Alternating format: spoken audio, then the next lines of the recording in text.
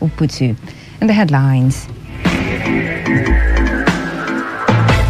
Rivers State Governor Siminalayi Fubara swears in 5 new commissioners. Parents disagree on appropriate corporal punishment for erring children in primary and secondary schools. And former President Goodluck Jonathan appeals to Nigerians to accept Supreme Court ruling affirming President Bola Tinubu's election. On the foreign scene, new report reveals extensive sexual abuse of minors in Spain by Roman Catholic clergy. Details shortly.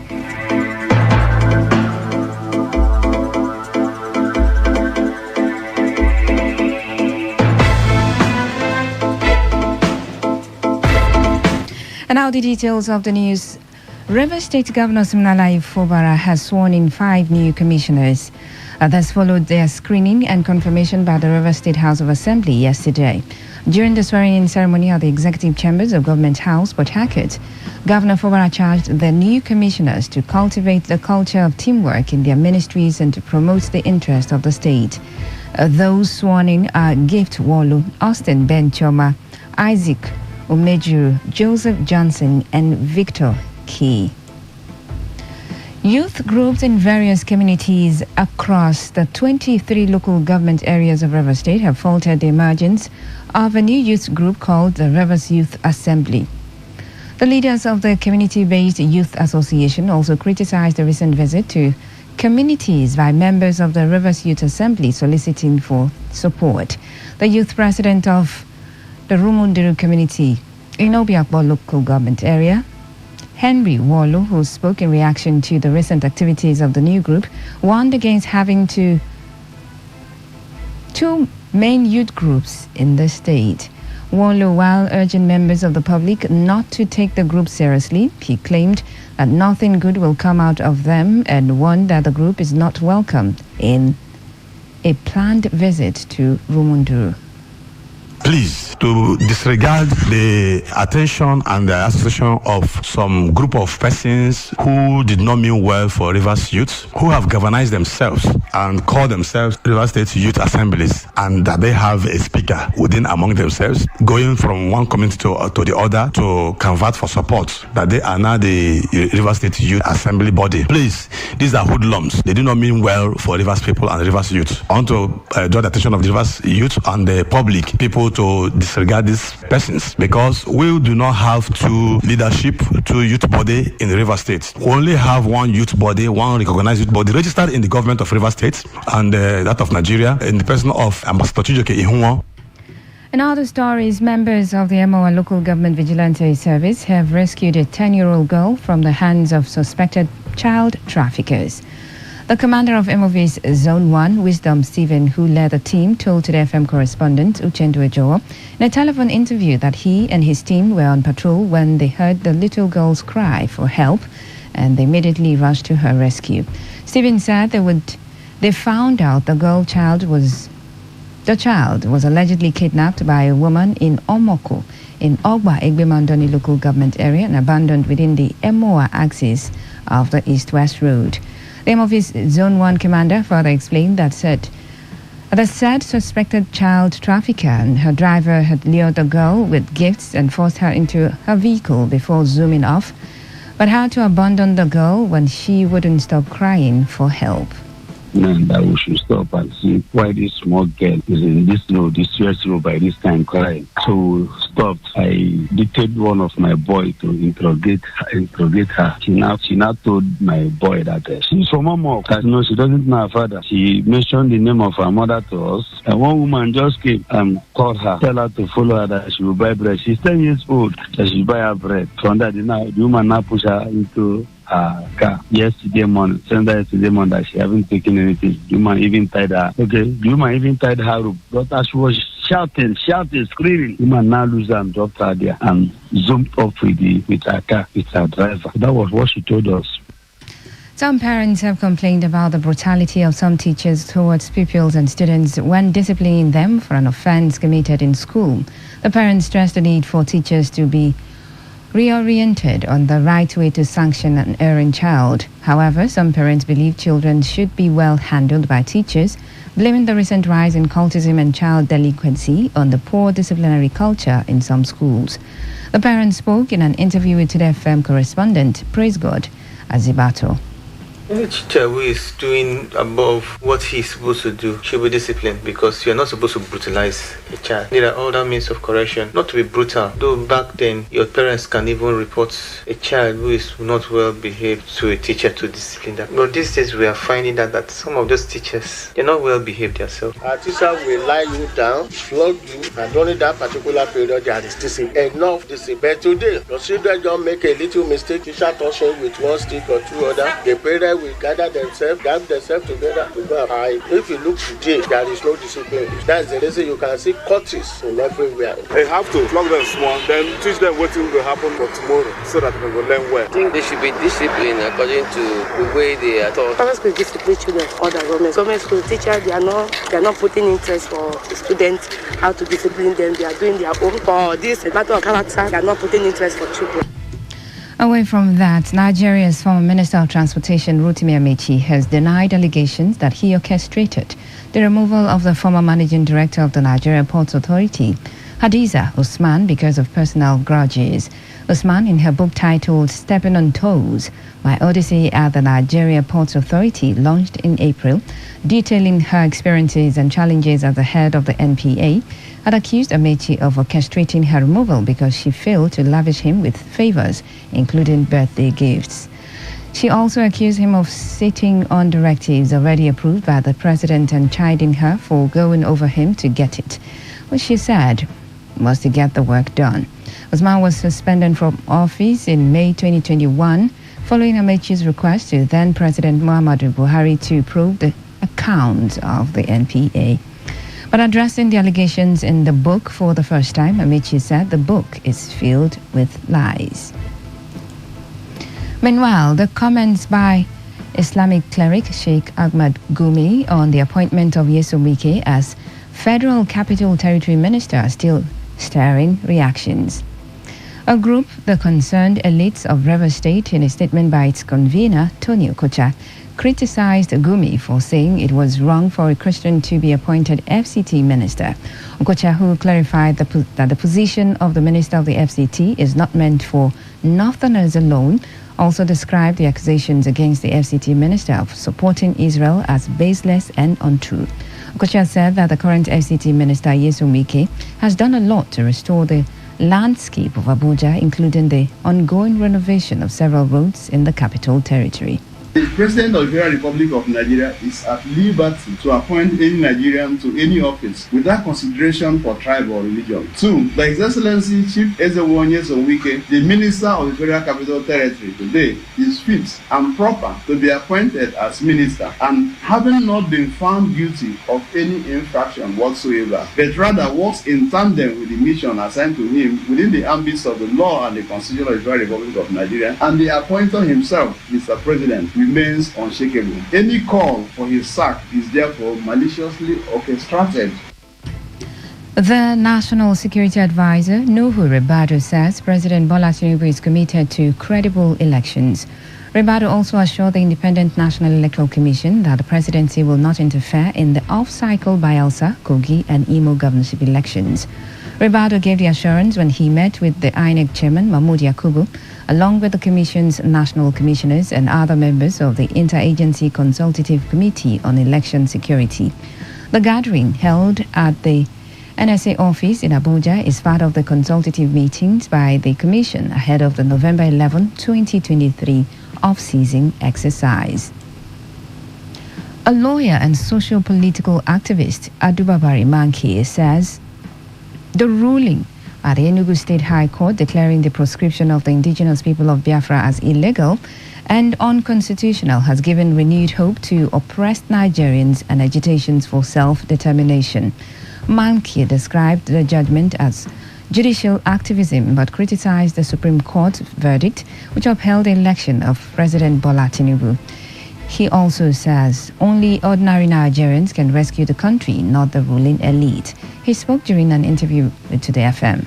the Supreme Court validated what I would prefer to call judicial terrorism by the Presidential Election Petition Tribunal. This judgment is a ray of hope. I look forward to interesting days coming because now we have gotten to the end of the road. The Supreme Court haven't danced naked the way it has to show that it is against the people of Nigeria. Nigerians are going to take their destiny into their hands. Nigerians are going to appeal to God through self-determination. Nigeria is a member of international organization which approve of self-determination. What has been going on here is manipulative use of the law as against justice for the purpose of oppression, suppression, and repression of the people that law is supposed to protect. The lawyer also highlighted the growing suffering of Nigerians in the midst of abundant wealth. Nigeria has the status of globally recognized comparative economic advantage in the production of crude oil. Yet, Nigeria presently is groaning under economic holocaust as a result of the fact that few criminal minds have decided and insisted that Nigeria cannot and must never refine its crude locally for the benefit of Nigerians. This is in favor of their criminal agenda that Nigeria will import refined product into this country. I wonder how far this can continue. Ask any average civil servant, how much are they being paid? Can that buy them a bag of rice? How much do they pay on transport? I look forward to what I call more judicial activism. Judges need to rise up. In the meantime, former President Goodluck Jonathan has asked Nigerians to move on and accept the ruling of the Supreme Court affirming the election of President Bola Tinubu. Jonathan said this while speaking to State House correspondents after meeting with President Tinubu. He said the visit afforded him the opportunity to congratulate the president over the Supreme Court's judgment. He said there is a need for Nigerians to end the tension and move forward together as Africa's most populous nation. Jonathan called on all political leaders, including former presidents, to chew bitterness and work together in harmony for the country's overall good. The former president also said his visit was to inform Tinubu of some of his recent foreign engagements, as well as some sundry issues affecting the country. The Economic and Financial Crimes Commission has detained the former governor of the Central Bank of Nigeria, Godwin Emefiele. Emefiele was picked up yesterday night, soon after he was released from the custody of the Department of State Services. The former CBN governor, it was learned, is currently being interrogated at the national headquarters of the EFCC in Jabi, Abuja. The EFCC is reportedly questioning the former CBN governor over alleged impropriety during his term as the head of the Apex Bank. Recall that the DSS arrested Emefiele in June. On the same day, President Bola Tinubu suspended him from office with immediate effect. And this is the world news on Today 95.1 FM Port Harcourt. After the break, more news, sports and foreign stories. Stay tuned. Every day, every hour, when the big stories break, depend on our 24-hour news team to bring you the latest. Today 95.1 FM.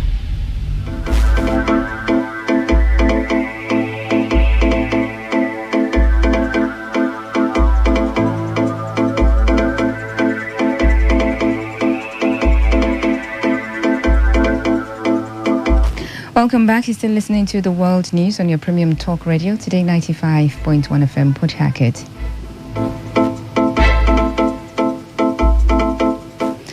The Abia State Police Command has refuted reports that a policeman was killed and beheaded during an attack at Umojima, Isiahia village in Osisioma Ngwa Council area of the state.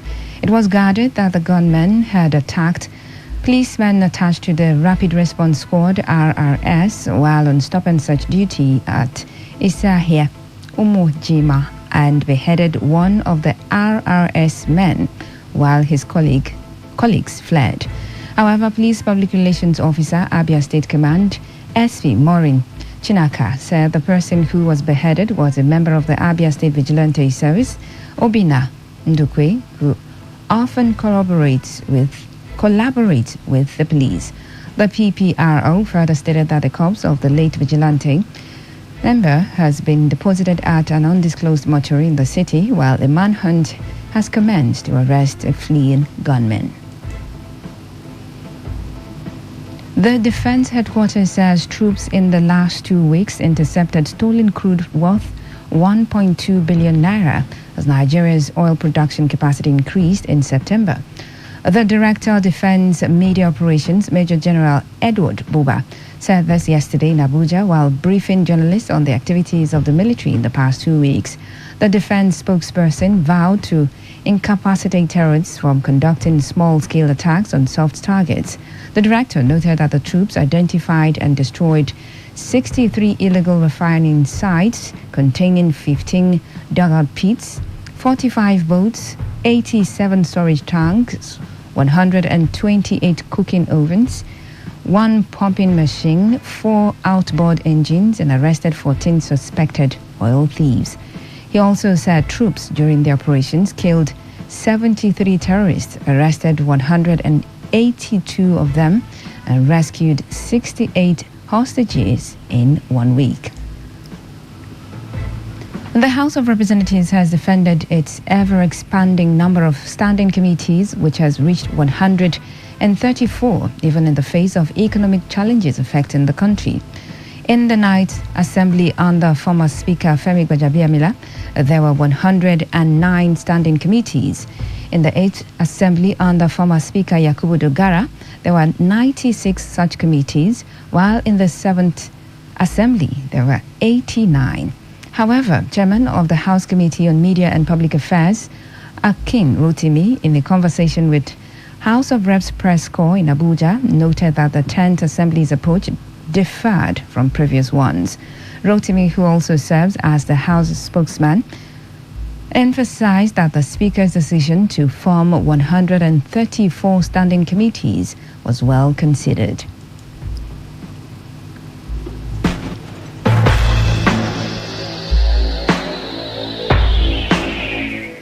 And on the foreign scene, an independent commission says over 200,000 minors are estimated to have been sexually abused in Spain by the Roman Catholic clergy since 1940.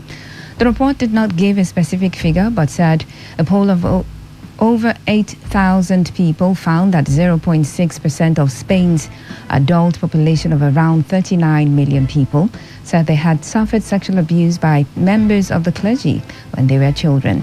Spain's national ombudsman, Angel Gabilondo, told a news conference called to present the findings of the report that the number rises to over 400,000 people, including abuse by lay members. The revelations in Spain are the latest to rock the Roman Catholic Church after a series of sexual abuse scandals around the world, often involving children, over the past 20 years. And in sports, Super Eagles and Bayer Leverkusen striker Victor Boniface has been awarded the Golden Boot Prize after finishing joint top scorer for last season's Europa League. Boniface scored 6 goals for Belgian club Union RG, who reached the quarter-finals before losing to his current side, Leverkusen, last season. He shared the award with Manchester United and England forward Marcus Rashford. Boniface was presented with the award prior to Leverkusen's Europa League fixture against Karabakh yesterday night, in which he scored and provided an assist as Leverkusen thrashed Karabakh 5-1 to record their third win in the 3 games in the group. In entertainment, singer Davido says fellow singer Dami Crane owes him from work he did on 3 of his songs, In Case of Incasity, Betiti, and Iju. Davido made the claim on X while responding to Dami Crane calling him out over an alleged debt. The singer has consistently said that Davido owes him money, but Davido says Dami Crane never paid him for the 3 verses he sang on his song 9 years ago. The DMW boss said he now charges $150,000 per verse, which means Dami Crane owes him $450,000 for the 3 features. He also said Dami Crane never paid him for producing his song Puna, nor for housing and feeding him when he was homeless in Atlanta years ago.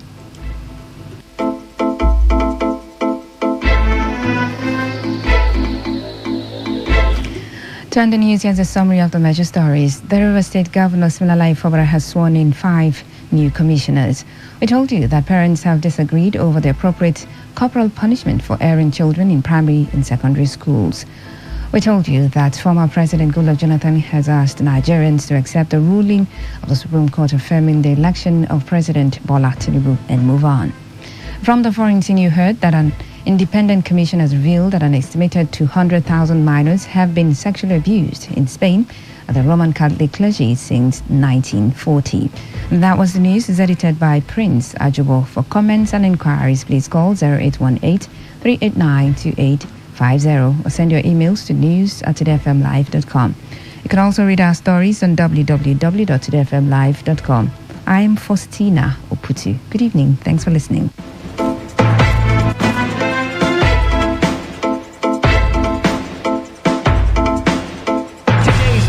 Today's entertainment, today's sports, today's issues. Today on Today 95.1 FM, Port Harcourt. Talk radio. I listen to a lot of talk radio. 95.1 FM.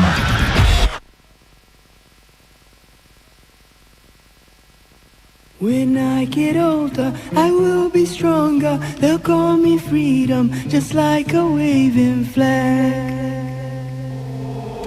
When I get older, I will be stronger. They'll call me freedom, just like a waving flag. And then it goes back, and then it goes back, and then it goes back. Oh. Born to a throne, stronger than Rome, but violent prone, poor people's known. But it's my home, all I have known. Where I got grown, streets we would roam. Out of the darkness, I came the farthest. Among the hardest survival. Learn from these streets, it can be bleak. Accept no defeat, surrender, retreat. So we struggling, fighting to eat, and we wondering when we'll be free. So we patiently wait for that fateful day. It's not far away, but for now we say, when I get old. Well, good evening, ladies and gentlemen. Welcome to Soccer Nation, the best 15 minutes of football you can find anywhere on radio. Coming your way on this dial, Today 95.1 FM. My name is Victor Oriahi, and it's time for us to get through or look through into some of the biggest football stories making the rounds. That's what they say. But look. Let's start off the show with Super Eagles and Bayern Leverkusen forward Victor Boniface. He is in the running for the UEFA Europa League goal of the week. The 22-year-old struck a spectacular goal yesterday night at the Bay Arena in a match against the Czech club Karabakh. Well, Boniface received a pass from Florian Ritz just outside the box and swiftly slotted the ball into the top corner. He was the joint top scorer in the competition last season. He has now scored 2 goals and provided 1 assist in 3 appearances in the Europa League this season. The Nigerian international was nominated alongside Lucas Paqueta, Eduardo Bove and Magnus Wolf. Meanwhile, Stefan Berghuis has reminded Brighton not to let their guard down as he struck the post for Ajax, but that was one of the few chances for the visitors as the Seagulls closed out a comfortable win yesterday as well in the UEFA Europa League, with Brighton and Hove Albion getting that 2-0 win with goals from Ansu Fati and the man João Pedro.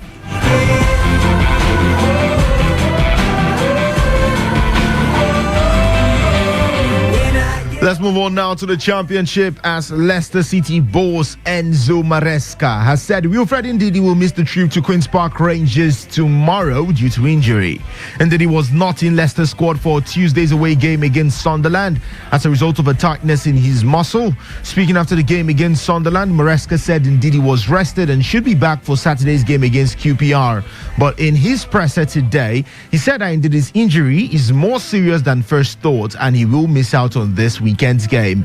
It's a bit more than tightness. He's out this weekend. It could be a few days. It's a muscle problem, but it's not a big thing, said Maresca. Well, this would be a cause for worry for the Super Eagles coaching crew as they look forward to next month's 2026 FIFA World Cup qualifiers when the Eagles will host Lesotho on the 16th of November in their first Group C fixture in the qualifiers before traveling to Kigali, Rwanda to face Zimbabwe on the 20th of November in match day 2. And Didi has scored 1 goal and provided 3 assists in 12 games for the championship leaders Leicester City this season. Arsenal forward Gabriel Jesus could be out for a few weeks after a scan confirmed the muscle injury. That's according to manager Mikel Arteta. Now, Jesus scored and contributed an assist to help Arsenal return to winning ways in the Champions League with a 2-1 victory at Sevilla on Tuesday. The 26-year-old Brazil international went off after 81 minutes with a suspected hamstring injury. The scan showed there's a muscle injury. We might lose him for a few weeks again, Arteta said of Jesus. The Arsenal boss further added that with Gabi, I cannot give you any time frame because he always surprises us. But there is something there. He had quite a high load over the last few weeks. It's really bad news for us, he said. Well, Jesus had minor knee surgery in August and missed the start of the Premier League season. The unbeaten Gunners, runners-up to Manchester City in the Premier League last term, are third after 9 matches this season, 2 points behind leaders Tottenham. So many wars settling.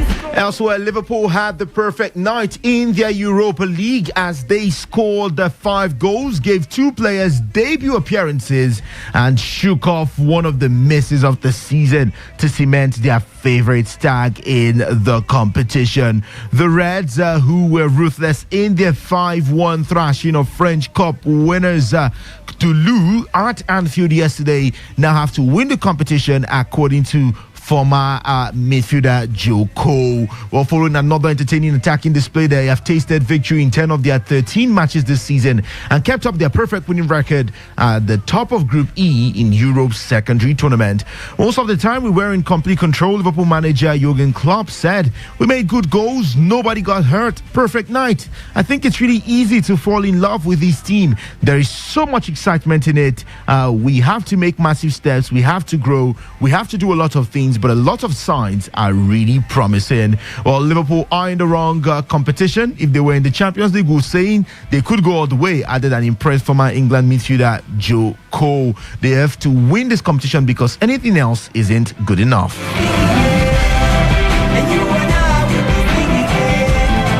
Now, former Aston Villa and Everton winger Anwar El Ghazi will have his contract terminated at Mainz for a social media post about the Israel-Gaza conflict. El Ghazi was suspended on the 17th of October by the Bundesliga club, who called the now-deleted post unacceptable. In a meeting yesterday, the club wanted the 28-year-old to apologize for the perceived pro-Palestinian post.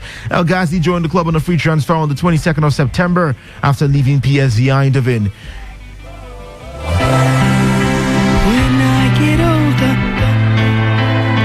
And for Nice defender, talking about Youssef Attal, he's been suspended and he's been investigated by French prosecutors for allegedly posting an anti-Semitic video relating to the conflict in Israel and Gaza. For Mainz, we'll travel to face Bochum in the Bundesliga later today by 7:30 p.m. Now, moving to Newcastle United's Sandro Tonali, the boss of the side, Eddie Howe, says there is a high chance Tonali can play against Wolves on Saturday, despite receiving a 10-month ban from football.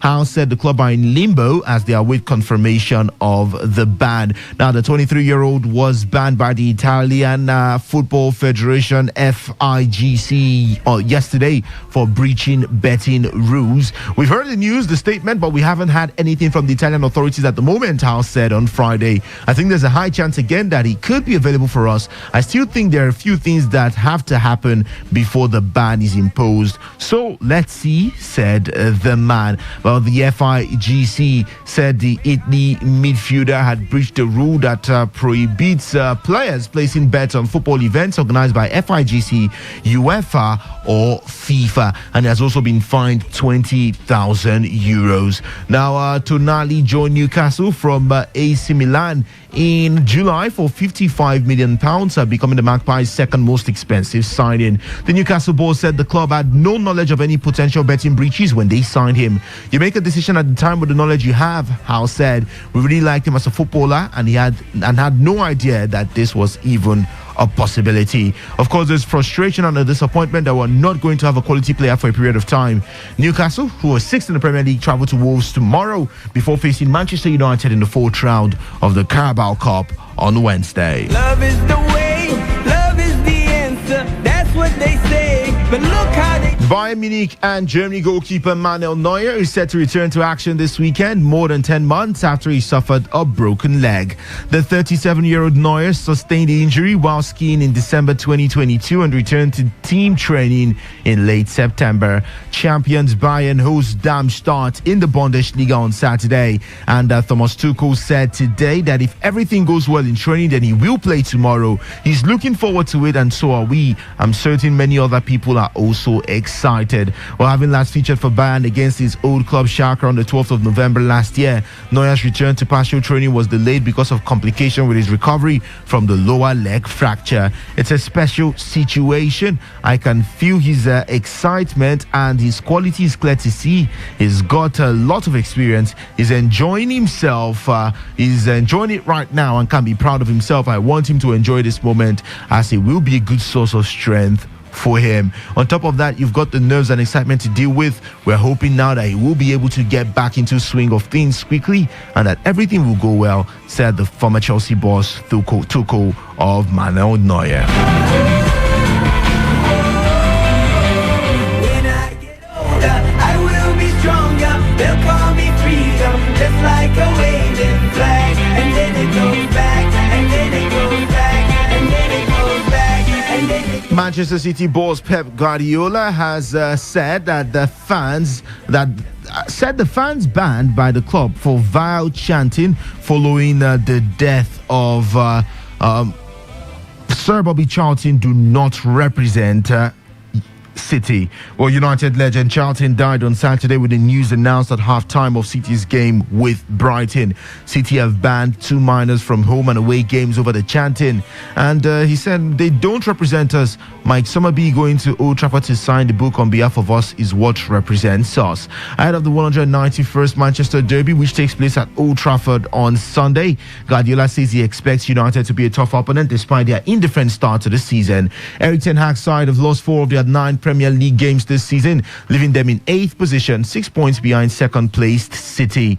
Whatever manager they have had, it's always been a tough opponent. Of course, the FA Cup final was special because they wanted to win and prevent us from winning the treble, said the man. Now let's go to North America. Lionel Messi has been named as a finalist for Major League Soccer's Newcomer of the Year award after playing just 6 league games for Inter Miami. The Argentina forward joined the club in July. He has scored 11 goals in all competitions, helping Miami win the inaugural League's Cup. Messi is favourite to win the Ballon d'Or on Monday after helping Argentina win the 2022 World Cup. The other MLS Newcomer of the Year finalists are Atlanta United's Greece forward Giorgio Giacomakis and St. Louis City midfielder Edward Lowen.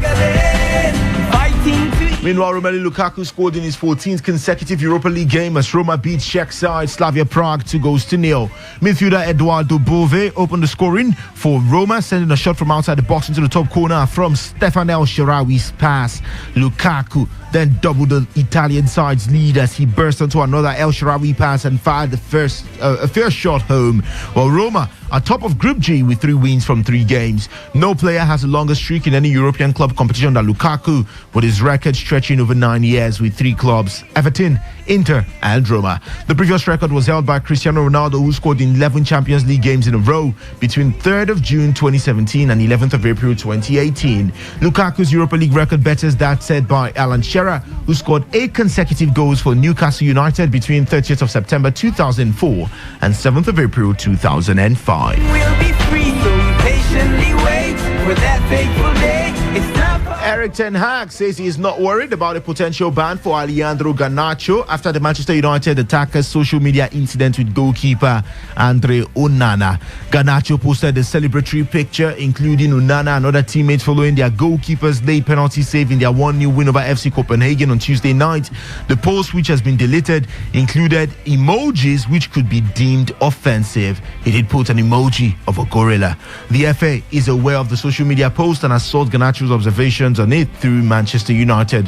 Onana himself defended Garnacho on social media yesterday night, saying he knew exactly what Garnacho meant by his comments. Asked in a pre-match press conference ahead of the Manchester derby about whether he's worried Garnacho could be sanctioned for his social media post, Ten Hag said, "Not in this moment. We are talking with the FA. I can't confirm that. I want to emphasize that we are together. We are united. You have seen that with the post of Andre Onana." Now, in 2020, former Manchester United forward Edison Cavani was banned for 3 matches and fined £100,000 when he posted a comment to thank a fan, which included a racially offensive term. A year earlier, Man City's Bernardo Silva was fined £50,000 and received a 1-match ban after a tweet compared the facial features of a mascot for a Spanish confectionery firm to that of Benjamin Mendy. Silva had received support from Mendy during the FA's process. All right, just before we go, let's bring you some of the big games to look out for this weekend across Europe's major leagues. Of course, the biggest talking point has got to be that of the Manchester Derby taking place on Sunday. But before the Manchester Derby, tonight in the Premier League, you've got Tottenham Hotspur locking horns with Crystal Palace right there at the Selhurst Park. And then on Saturday, Chelsea will take on Brentford in a London derby. Arsenal versus Sheffield United. Bournemouth up against Burnley. Wolves will take on Newcastle United. And then on Sunday, it's West Ham versus Everton. Aston Villa up against Luton Town. Brighton and Hove Albion versus Fulham. Liverpool versus Nottingham Forest. And then Manchester United locking horns with Manchester City. In the La Liga Santander, you've got Girona taking on Celta Vigo. Almeria versus Las Palmas. Barcelona up against Real Madrid. Mallorca versus Getafe. Cadiz taking on Sevilla. Real Betis versus Osasuna. Rayo Vallecano up against Real Sociedad. Athletic Club versus Valencia. And Atletico Madrid taking on Deportivo Alaves. In the Italian Serie A, it is Genoa taking on Salernitana tonight. And then tomorrow, you've got Sassuolo versus Bologna. Lecce up against Torino. Juventus versus Verona. And then on Sunday, Cagliari up against Frosinone. Monza versus Udinese. Inter Milan versus Roma. And Napoli taking on AC Milan. That is the much we can take on the show. It was put together by Chuku Zete. Join us again on Monday for Soccer Nation. It is the best 15 minutes of football you can find anywhere on radio. My name is Victor Oriahi. Have for yourself a football-fueled weekend. Good evening. Bringing us promises, leaving us poor. I heard them say, love is the way, love is the answer. That's what they say. But look how they treat us, make us believers. We fight their battles, then they deceive us. Try to control us, they couldn't hold us. Cause we just move forward like buffalo soldiers. We struggling, fighting to eat, and we wondering when we'll be free. So we patiently wait for that fateful day. It's not far away, but for now we say, when I get older, I will be stronger. They'll call me freedom, just like a waving flag. And then it goes back, and then it goes back, and then it goes back, and then it goes. When I get older, I will be stronger. They'll call me freedom, just like a waving flag. And then it goes back, and then it goes back, and then it goes back, and then it goes.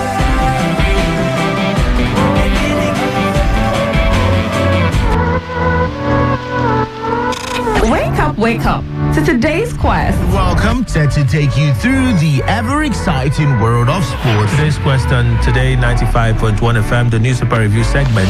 You should pay them. Why not pay them so that the legislature can function effectively? The law governing those people allows them to create a multi-door. I won't use your vehicle to know that they are giving to us or assembly 600 million. I'm not coming there because I want to chop that peck. No. Let's engage on today's hustle. Welcome to Talk That Talk on Today. No, there's nothing to sugarcoat. sugarcoat. If you go to the street, that's where you can get the true report. It's not on newspaper or wherever. Because I see no reason why people have been suffering like this.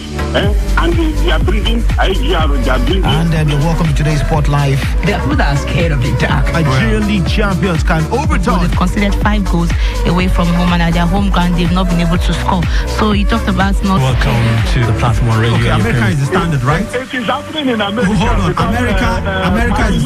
Hold on now. America is the standard. Yes, okay. Now they are the fathers of democracy now. Who brought them? No, they are not the fathers. For waiting, they happen. You give them that in the way you talk to you. Will they give anybody when they do well? Nah, this is a monkey man. This monkey man. And just when you think we are done, come on with us. Let's interact on today's Connect. Just calm down, okay? Everything is gonna be alright if you believe. With Harget, welcome entertainment recap right here. But this is Area Talk on Today 95.1 FM, your eyewitness report show. Last week, you hear anything like that? This woman don't make arrest with me. I carry my eyes, see them there. Where the Senate is set to amend the Electoral Act. I don't know why we are taking this Senate serious. Is there any law that they have passed in this country? It is. Let me tell you. Today 95.1 FM. We are your perfect companion from dawn to dusk. Every day. Every day.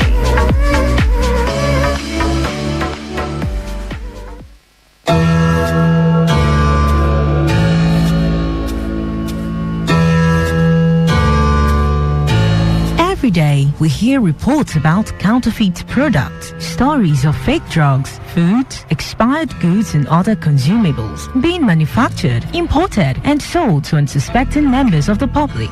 Findings reveal that Africa records at least 100,000 deaths from fake drugs-related ailments yearly. These fake and substandard products, particularly drugs, have been considered a global threat to human lives. And despite efforts by authorized agencies in Nigeria to combat the menace, the Nigerian market remains flooded with different unwholesome products. This is a plea to all those who manufacture and sell these goods to desist. Stop this menace of counterfeit products. Let's place value on human lives. And should you have purchased a counterfeit product or unsatisfied with the product, please contact SON or Consumer Protection Agency. This message is powered by Today 95.1 FM, the voice of the people.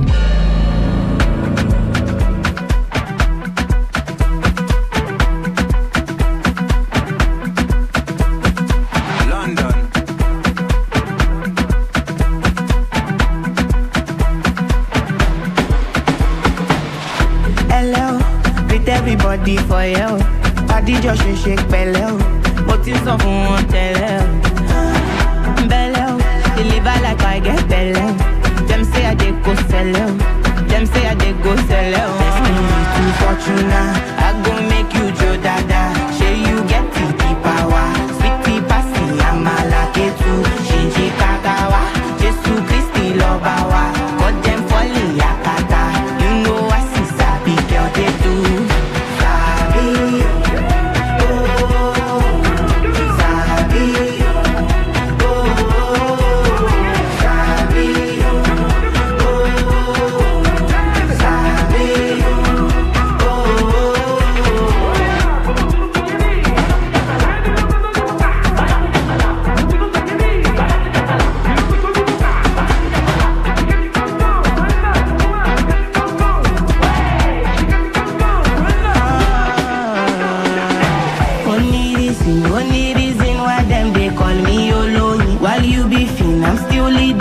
Anything I know fitness, you know go fit in my shoes.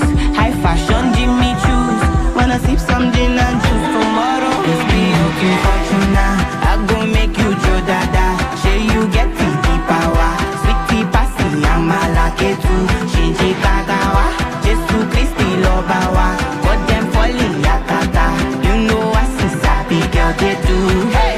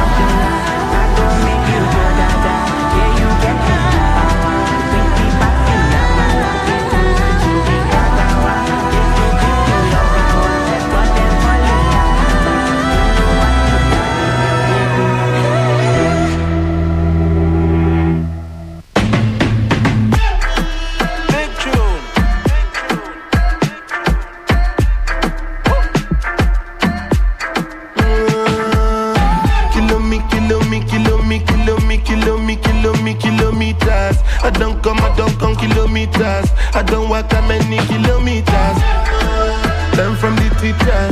I don't take for the game, she no pitas. I decide bad mind from a distance. But this sweet happy, I love my pitas.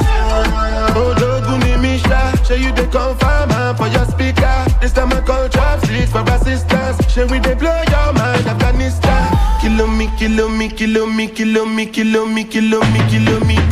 I don't come kilometers. I don't walk that many kilometers. Learn from the teacher. I don't take for the game, she no pitas. I decide bad mind from a distance. Not this sweet happy, I love my pitas. When you come, make I give you digits. When's the last time somebody did it like this? So much ice on my bumper clap wrist. That's why everybody hating on me like Chris. Kilometers. I don't come kilometers. I don't walk that many kilometers. People think I be Johnny, just come. Like I just got rich, like my money just come. Send them back to where they come from. For talking like the product of a turn. Outside no come from, me no care, my brother. One side, sit down for one chair, my brother. Come try, me will make you disappear, my brother. Long time it takes to reach here, my brother. Kilometers. I don't come kilometers. I don't walk that many kilometers. Learn from the teacher. I don't take for the game, she no pitas. I decide bad mind from a distance. Not this sweet happy, I love my pitas.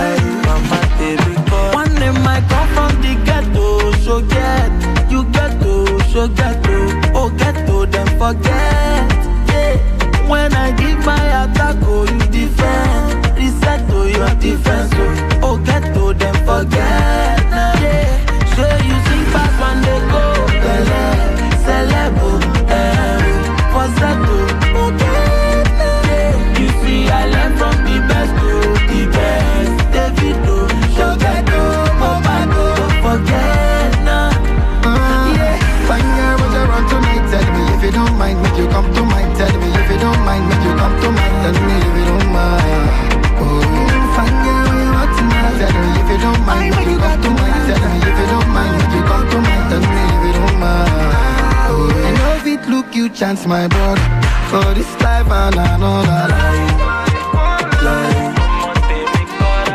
Suddenly from good and better, you know we see me beat our life. All life. 1 a.m. that's all we get to get. I get to like I said, oh get to then forget. No easy to get to get. I get to like I said, oh get to then forget. And I dance on the dance to myself, oh, David, but I still forget.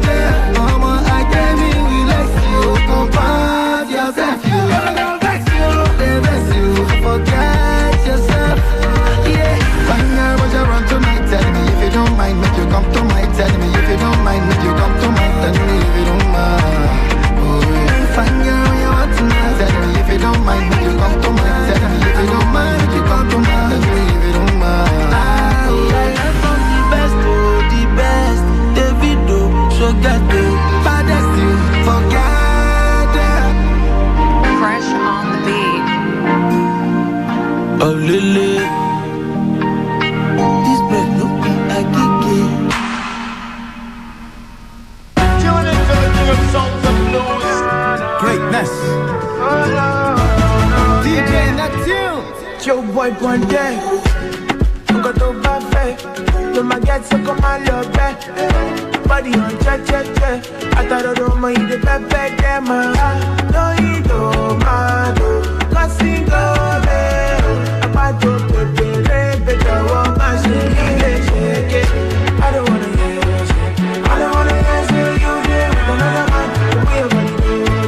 I don't like that. I see you with another man. I don't wanna hear shit. I don't wanna hear shit. You there with another man. The way I'm gonna do it. I don't wanna see you with nobody.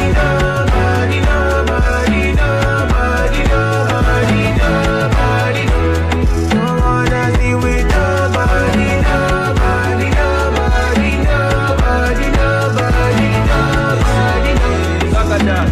Baby, this your body, no be, yeah. I tell you, say you fine, you know they care. Me, I know be Donny. I see you with the soji. Anyway, me, I know go get. Not only you, I the one I swear. So don't waste time, baby, my rose.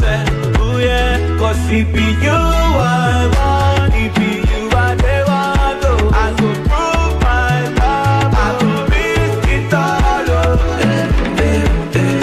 I don't wanna hear it. I don't wanna hear you there with another man. The way I want you rotate. I don't like that, I see with another man. I don't wanna hear it. I don't wanna hear you there with another man. The way I want you rotate. I don't wanna see you with nobody. Don't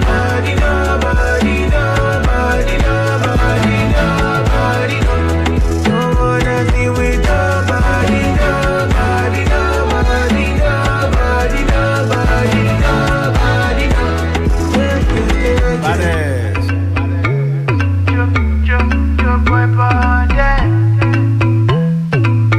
DJ Neptune, hit me.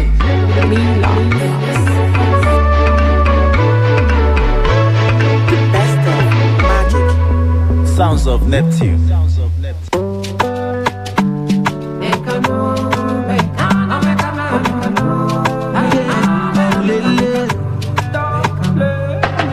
Calling me the sugar where they your tea. Calling me the honey where they your bee. Anything you tell me, I dey believe her. Showing me around like I lost my way. Telling all your friends and I me be bail. Baby, see me, I don't they believe her. Tell me, make I know now. If you show me, make I know now. If you don't show me, make I know now. If you don't love me, tell me, make I know now. If you show me, make I know now. If you don't show me, oh, make I know now. If you don't love me, oh, make you don't talk, say you love me, oh. Aye. If you don't need me, oh, nobody talk, say you need me, oh. I take this love more seriously, oh. Baby, oh, make you not play me, oh. Nobody talk, say you love me, oh. Don't play me. Public goods. Kiki.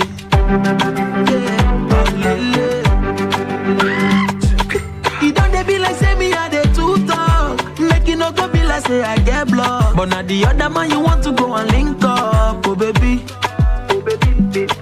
I know be say I even gon' dey fake drugs. But I'm the sickest nigga you can find in this world.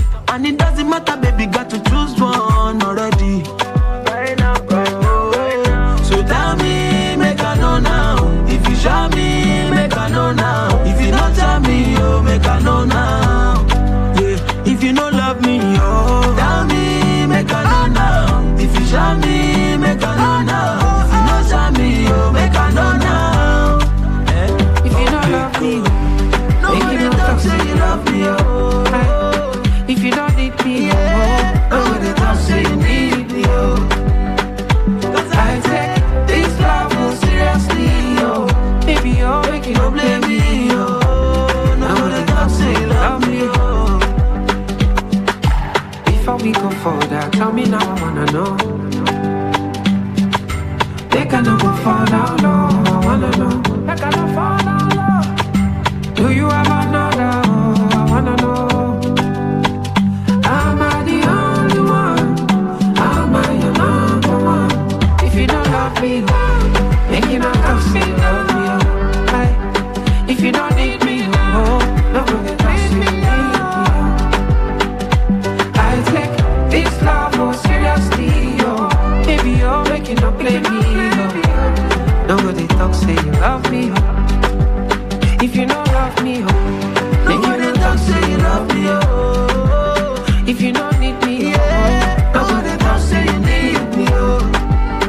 I take this love more seriously, yo. You know if you need, you know finish me, yo. Nobody talk say you need me, yo. Don't play me, yo. Make a no, make a no, make a no, make a no. Don't play me.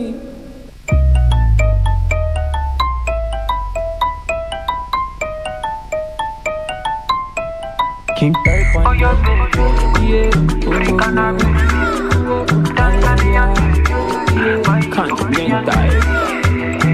The girl got pretty dark skin, so she come from Kigali. Yeah, yeah.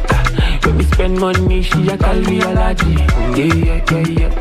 Let me get the way you move, steady giving me my game. Yeah. Let's bounce it, give me charge you, let me catch it. Oh, where you ain't gonna put you up, it's that baby. Me like the way you hold me now, it's that baby. The way you grind, control me now, it's that baby. Show you have to know me got the stamina, it's that baby. Oh, your baby, African baby, Kenyan, Tanzanian baby, my Ethiopian baby. Oh, your baby, my African baby, Kenyan, Tanzanian baby, my Ethiopian baby. Oh, your baby, me African girl, give me loving day. The African girl come out, the African girl melanin baby. So the way the girl wine turn up, fly you from here to Mexico. Tell it is your body, me a feel. Tell it so your body, you got to know. Oh, where you ain't gonna put you up, it's that baby. Me like the way you hold me now, it's that baby. The way you grind, control me now, it's that baby. Show you have to know me got the stamina, it's that baby.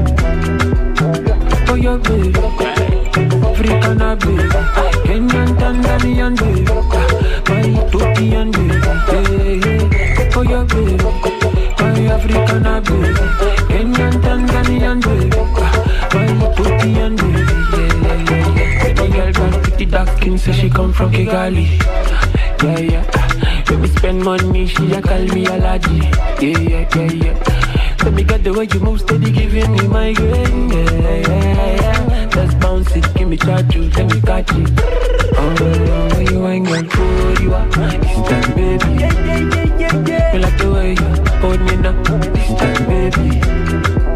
The way you grind, control me now, it's that baby. Show you have to know me got the stamina, it's that baby. Oh, your baby, African baby, Kenyan, Tanzanian baby, my Ethiopian baby. Oh, your baby, my African baby, Kenyan, Tanzanian baby, my Ethiopian baby. Oh, your baby, it's that TG baby.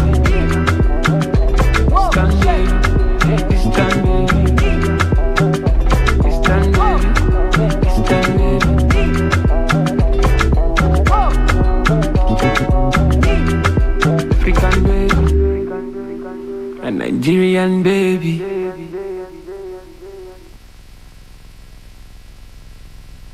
Okay, all right. All you need to know about this one is that 95.1 FM. Such a unique dial.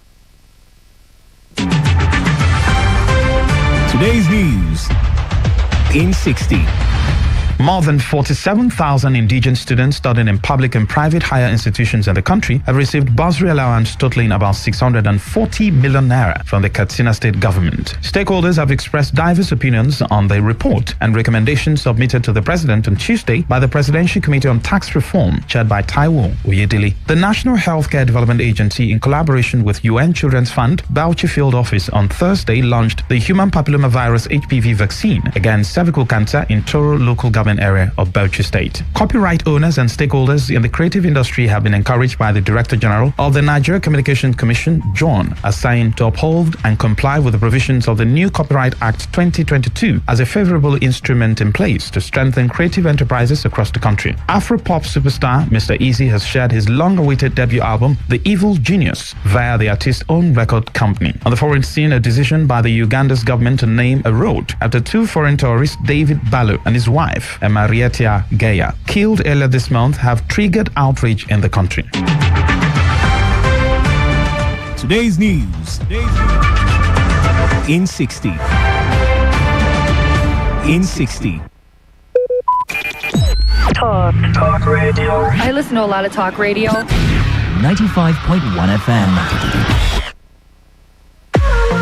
What's a successful business without sales? And what is sales without an audience? Well, do you know that you can reach 8 million listeners across 6 states in 2 geopolitical zones all at once? How? With Today 95.1 FM, you can get millions of people to know about your business. And what does that mean to you? More sales. Call 081 389 2850 now for more information.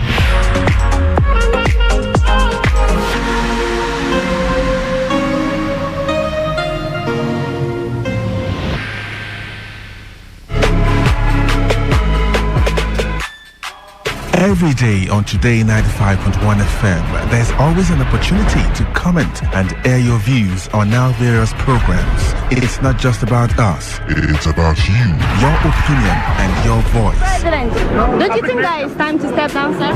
Be part of the story, the gist, reactions, intrigues, and the news. President Neil Patrick Harris has called for greater regulation. Give us a feedback or join the conversation. On Twitter at TodayFM951. Our Facebook address is Today95.1 FM, or join us on the number 0701 933 9962. That's our WhatsApp application. Be informed, be educated, and have fun. We are Today 95.1 FM, voice of the people. You may not realize it, but do you know you can always show your love for others with simple gestures? Here are some of them. Always look for the good in people. There are 2 sides to every story. We have our good and bad sides. So, look for the good in people. Focus on people's potential. Everyone has potential. So, rather than put them down, help them realize it. Choose to love. If you're given an option between giving love and receiving love, choose giving because that is a more practical choice. Treat everyone as equals. This means letting go of all the prejudice and partiality. See people for who they really are, not their jobs, not their apparels or bank accounts. If everyone does this, then the world will be a better place. Love yourself. You cannot give what you don't have. So, before you try to love other people, love yourself first. Forgive. We all make mistakes. So, whether it's a family or a stranger, the best way of showing love is forgiveness. Everyone deserves a second chance. Show compassion. Care for other people. Care for what they are going through. Do what you can to help. Give back to the community. Remember that a single drop of water can cause countless ripples. That donation, no matter how small, can inspire others to do the same. Smile, even to strangers. Remember that you're never fully dressed without a smile. So, do not underestimate the power of a smile. Not only does it lighten up your face, it will also brighten up another person's day. Be the spark of positivity you want to see. When you smile, the whole world smiles with you. This message is brought to you by Today 95.1 FM, the voice of the people.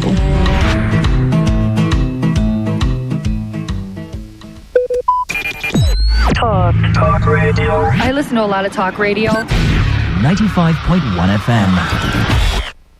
Being a woman in Nigeria can be really tasking. Too much expectations. You have to be the perfect wife, be a great cook, oh yes, a loving daughter, and a vixen in the bedroom. You also have to know how to work it in the boardroom. Reality check. Let's tell you how a real woman does it. Today's Woman, every Friday from 7 p.m. to 8:30 p.m. on Today 95.1 FM. Being a woman in Nigeria can be really tasking. Too much expectations. You have to be the perfect wife, be a great cook, oh yes, a loving daughter, and a vixen in the bedroom. You also have to know how to work it in the boardroom. Reality check. Let's tell you how every Friday from 7 p.m. to 8:30 p.m. on Today 95.1.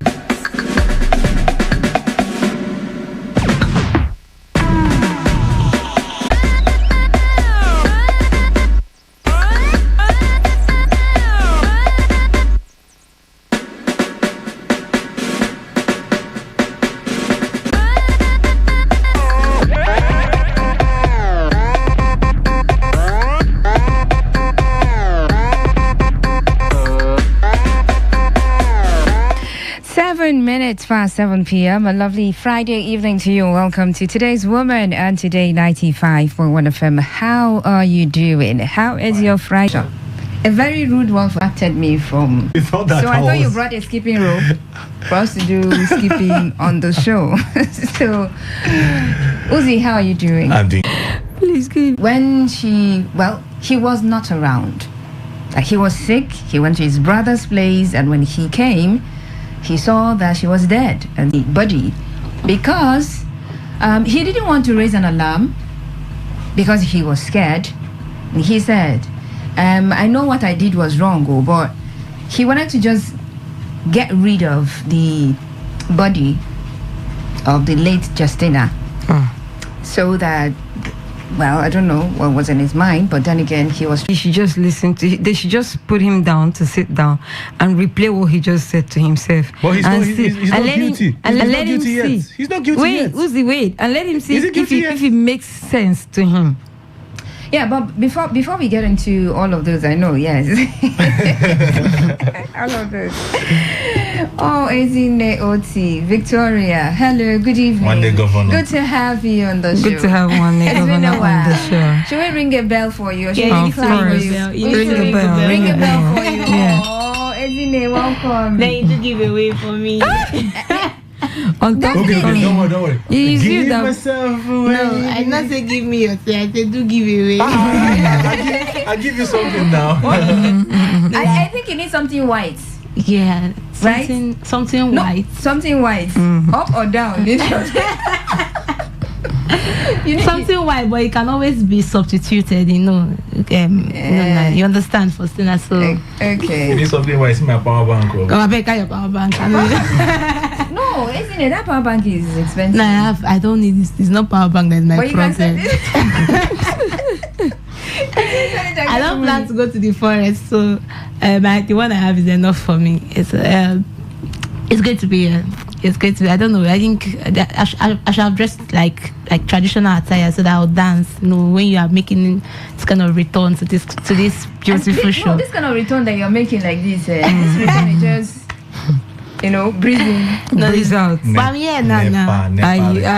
Like we should beat our hand on that chest and say, yeah, Izine is back. No, I will be there. Give me a try. Izine came to visit. We shall be back. As a special guest, please, after the show. When is going to be the next August visit? Let's finish today first.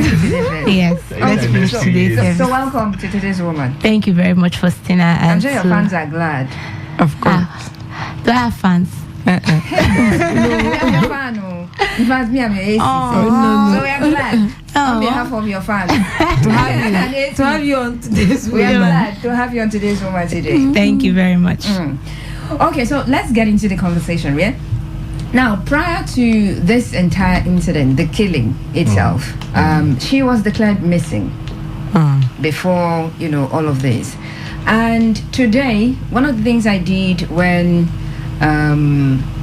I held my phone for the first time after doing stuff was go on X, and I checked the trends, and I saw that Port Harcourt was trending. I clicked on the trend Port Harcourt, and the things I saw prominent was missing person, missing person, missing person. I think there were about 4 missing persons. Now, I'm not sure the police has confirmed all of these, okay, but they're just out there. You know how it is. If I have a friend or a family member who is missing, these days what we do is just go straight to the social media before even thinking about the police station. Yes. Yeah, exactly. So they go there, they post, oh, I have my cousin left the house. The last time she was seen in the house was, the time, they'll give the time, and then she wanted to go here and there. And like Uzi mentioned, all of them missing are females. So I was just wondering, why is that so? Now, before we get to, this particular case of killing, because we don't even know what has happened to some of these girls that are missing already. If they are alive or they've been killed or whatever, we just hope and pray that. Or if they just went out. Yeah, exactly. I think I saw one. I was just going through, and all these are not confirmed stories. I'm just putting it out there, okay? It's social media. One I saw, I think, I can't remember the name now, that she was found, that she went to her boyfriend or something. So yeah, isn't it? You're right. Or some of them. Some people that declared missing, I enjoy, and we are here looking for them. Exactly. So, but then again, I'm just wondering. I've just been wondering for the past how many days. It's not the first time people would miss. But the trend for today, like I saw, this one missing, Elizabeth, Adolkomo, there was one, is it Precious, there was another one, Hannah, different names, they're missing. So I was wondering to myself, what's going on? What's really going on? Queen, let me begin with you before we get into, the Damian and Justina, our reference story. Well, Faustina, I am going to be blunt, so blunt that I don't know. I will try as much as I can not to fall into. We need to sharpen the MBC. But the blunt truth is, it's Ember Month, and in this part of the world, once it gets to this period of time, families, people, individuals, single moms, single dads become very, very careful with their children and words. The reason is, in this time of the month, it is taken that those who didn't make it financially, who didn't make money, let me put it out there, those who didn't make money between January until now, that wants to travel back home, they want to go to their villages or whatever, they are likely to do anything to make that money. Thereby, there's a high level, or there's an increase in ritual killing, disappearance of children or individuals, and all of those. So most times that's just what happens. People are missing. Yeah, I know that other reasons or other factors might contribute, like Izini said, maybe the girl just went out, and we don't know the age of these girls that are missing, these ladies that are missing. Young ladies. One of them is 18 years old. 18, probably 20. I think Justina was 20. The brother said she's 21. 21. Okay, 21. That's quite young. 20 and all of those 18.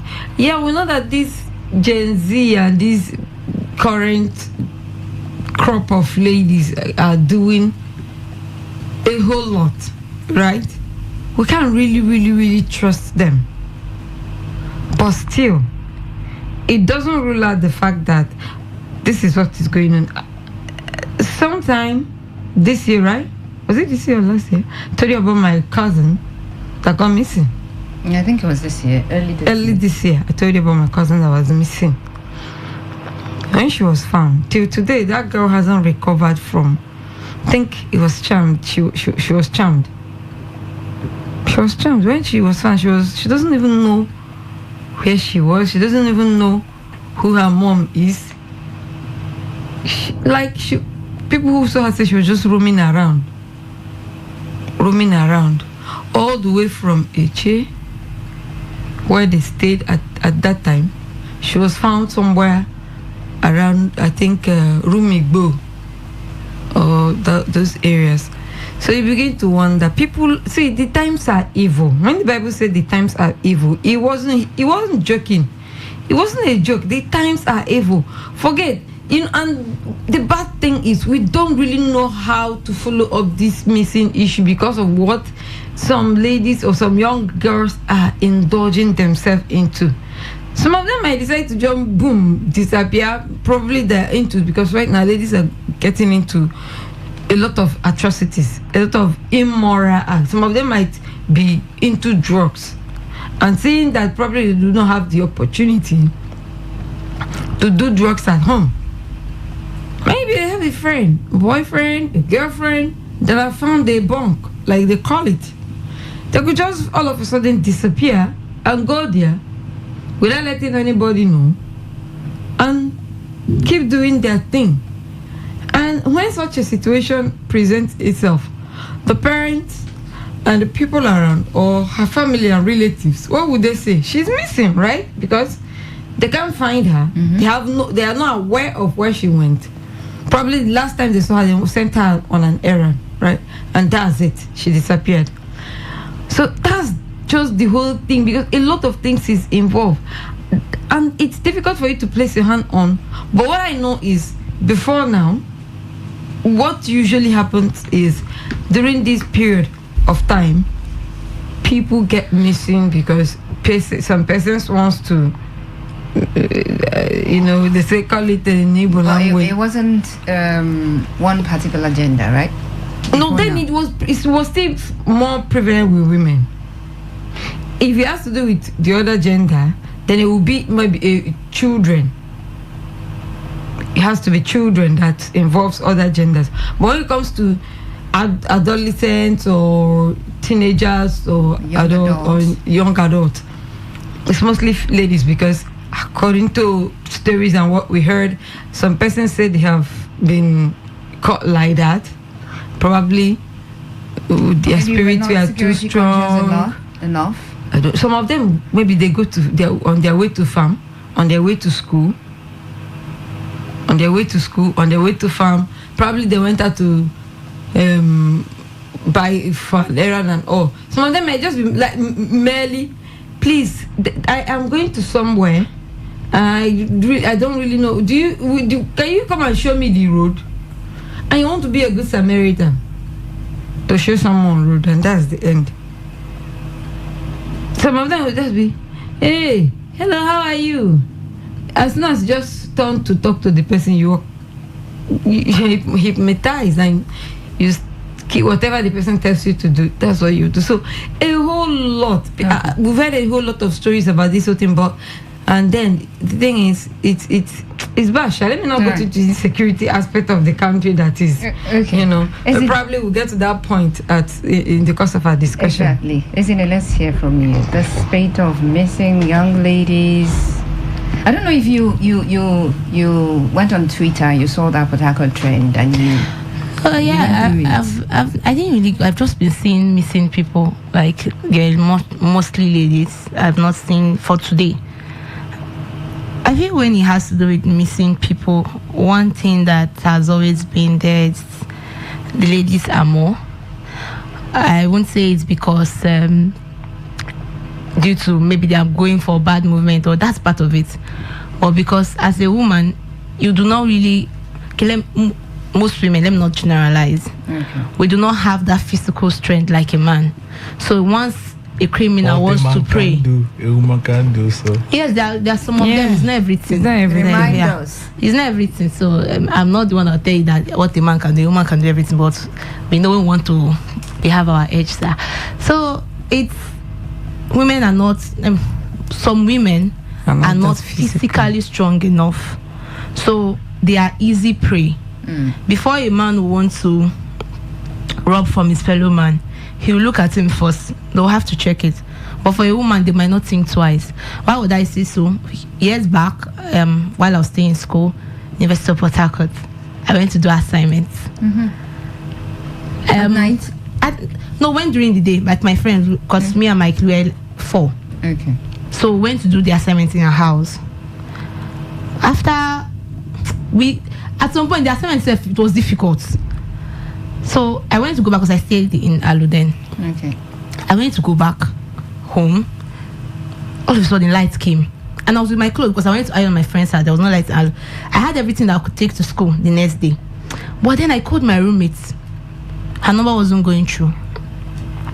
I was like, I can't stay out without letting my roommates know. She'll be scared. I'm worried all through the night. I went to leave again. Then lights went. I was like, no need. I was about to leave the compound again. They brought back the light. They made me. I don't know. It's a sign. Isn't it good? I know that it was sign. I said, please let me start going. I carried my bag and I was going the East-West Road. As I crossed the slab, then a taxi was there. This is where I can just take a bike to Choba, but I don't really like bikes. So I entered. The taxi was there already. It's not like I was one that stopped it. But I didn't take anything into cognizance. So my friend was like, okay, it's nearby. And then I crossed to the other side. I entered the taxi. I was not still moving. Because I was the only one at the back seat. Someone was at the front and then the driver. My sister, I saw they pressed my neck. It wasn't funny. Because the lock I had, like, my phone was on and I don't know how it happened. One of my good friends called me. So all you could hear was me begging. Because my face was down. Car was at first I felt the driver wasn't part of it because as soon as the guy just pressed my, they were like, leave him. The next thing he just changed mind. And the car was moving. I couldn't see. I don't know where they were. They taking me to Bayelsa. They're taking me to. I don't know where they were taking me to. All I was crying like, please take anything and leave me because I don't know how my mom will feel. I'm her last child. That was what I was just crying. That was what I was not even thinking about what was in my bag. Because my friends were at the other side. Yeah. It's not like I've gone. I did not go for any bad movements. I went to do an assignment. I used to call that assignment very useless because even after I finished doing it, we got everybody. That was one of the worst assignments ever. We got 2.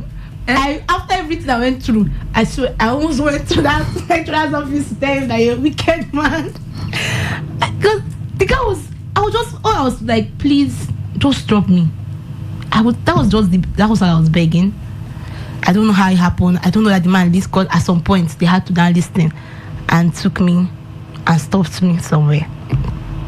By then I had bruises because all my fears, God, if you are taking me to as a lady, the fear of being raped or something, the fear of you being alive now, you don't know what else happens. Because my friends did not even know what was happening.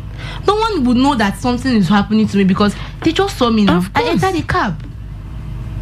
Stop me.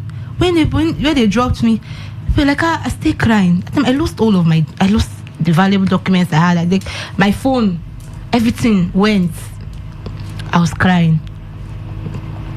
Sorry. I did not have transport. There was people around there that gave me transport to go back home. That was one of the worst. That was the terrible times I've had as a student. So why would I say so? Because the fact that ladies are missing might not be because they've gone for some kind of bad movement. Yes, you can be a victim of circumstance because as a woman it's easy. A woman might be walking like before a guy would think of robbing him, they'll look twice. But yeah, as a girl, they'll be like, anyhow, we'll hold this one. We don't achieve them. So it's that weakness that makes us pray. It's not like every of the time. I'm not saying that those movements are not part of it. Yeah. It's part of it. But there are some circumstances that are unforeseen. Let's remember, I don't know if this is your last year. Remember the last student that it was that driver, that most trended in Lagos. Driver. Yes. Yeah. girl was just going on her own, and this kind of things happened. So if not that my friend, someone called me, what he then did was now going to my social media to look for my friends. Okay. To try to find somebody to connect with me. He doesn't know, but he kept going to say, when I came to school the next day, I was looking like, I made one new hair, but the next day I looked like a mad person because everything, the situation can be so bad. So I just feel, it's just like Queen said, it's the Ember month. The security is becoming worse. But even without Ember month, a lot of bad things happen. So when we see this kind of, we shouldn't put it to the fact that I shouldn't waka. Because if anything had happened to me, a lot of people, if it was on social media, they might not put it in that angle. Nobody they might will say, narrate your own part of the story. She don't go somewhere, because this time I'm telling you, it was around 7, not even up to 8, 7:30. It's not like it was late night. 7:30. If I was to go for night class, by that time I'm still in my house, I've not even gone out. So it was still early for me. I don't think 7:30 is late for you to say someone went out that late in the night. I was just going back home. So the fact that we are ladies, it makes us very, we are prey. You can be, you will see it's just there. But I think one thing that we need to learn, especially as ladies, if you're going to somewhere you don't know, at least try to tell somebody. Try and inform somebody that I'm going to somewhere.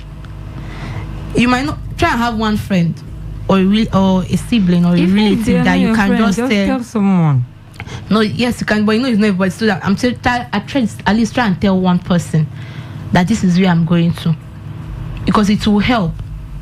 But for that my situation, no one would have even known, because my friend's mind that I'd have gone home, and I don't really think she might want to start calling to know if I've got home, because no man now you expect me to get home, and he might not have come to the mind, actually. So I didn't even take it in that angle. So we need to, as a woman, ladies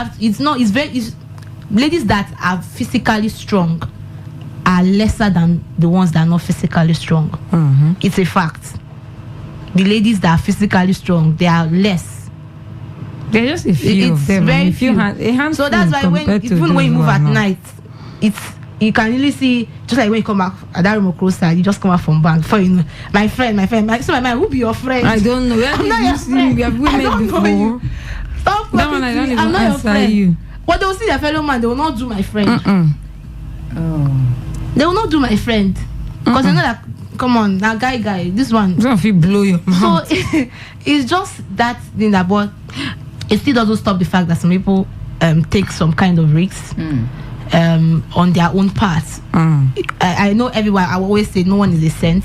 We might have heard now, but from these little lessons, you should be able to understand that you can't trust so much. Okay. It's just there. And I wanted to add to that. I wanted to also put out there why women are praised for all of this disappearing and all. Now, if you look at a woman's, why they won't have much interest in men, except they are young men who are virgin, depending on what the assignment is for them.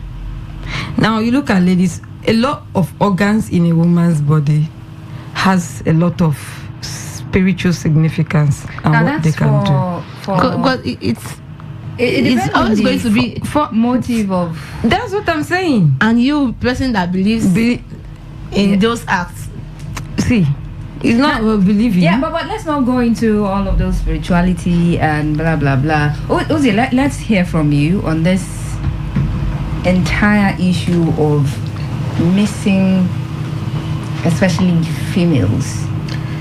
Well, first thing, I still think that it doesn't have anything to do with gender here.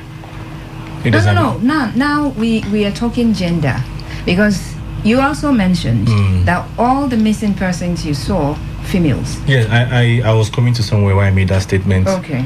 You know, when something like this happens, when you go on social media, you know, I even saw some guys celebrating.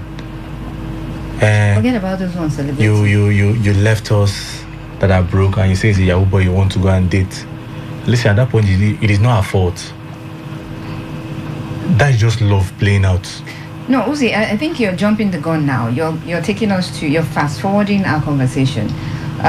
We're just trying to wrap our heads around why it's just the females that are missing, without getting into that detail that you want to get into. We'll get to that point later. Well, there are some reasons why it's maybe females that get missing the more.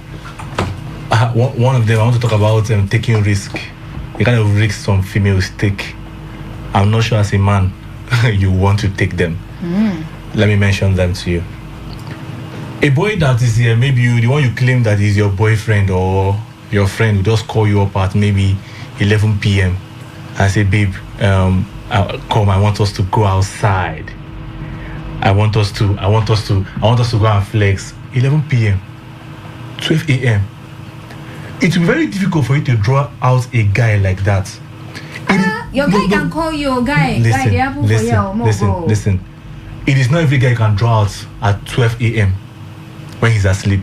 But it's not even every girl can draw out. It is very easy to draw out a female. I'm not talking about yes, I'm not talking about all females, but I'm talking about females now. It will be easier to draw out a girl. It is only a girl that will leave Delta to come and visit somebody at Lagos. Nobody will know about it. I know of one that normally comes. I even thought she stays around my area. I never knew she was a student at Uyo. University of Uyo. Always around my area. What are you doing here? Where do you school? Not that I was interrogating. Maybe we just got talking. And I discovered that this person was a student of the University of Uyo. And every weekend you are in Port Harcourt and your parents do not know about that. You travel that long distance to come to Port Harcourt to see someone. Something like this will be very, very difficult for a guy to do so. But they do it. They might be doing it, but it will not be as rampant as that of the females. They take a lot of risk. And this kind of risk is, like say, this is why we have some of these problems. Because when she comes in, if it's a man that invites her, even though it is a fellow girl that invites her, and the female might be working with a man to do whatever they want to do to her, and she will be overpowered because she is a female. The strength might not be there for you to protect yourself. The strength might not be there for you to be able to fight back.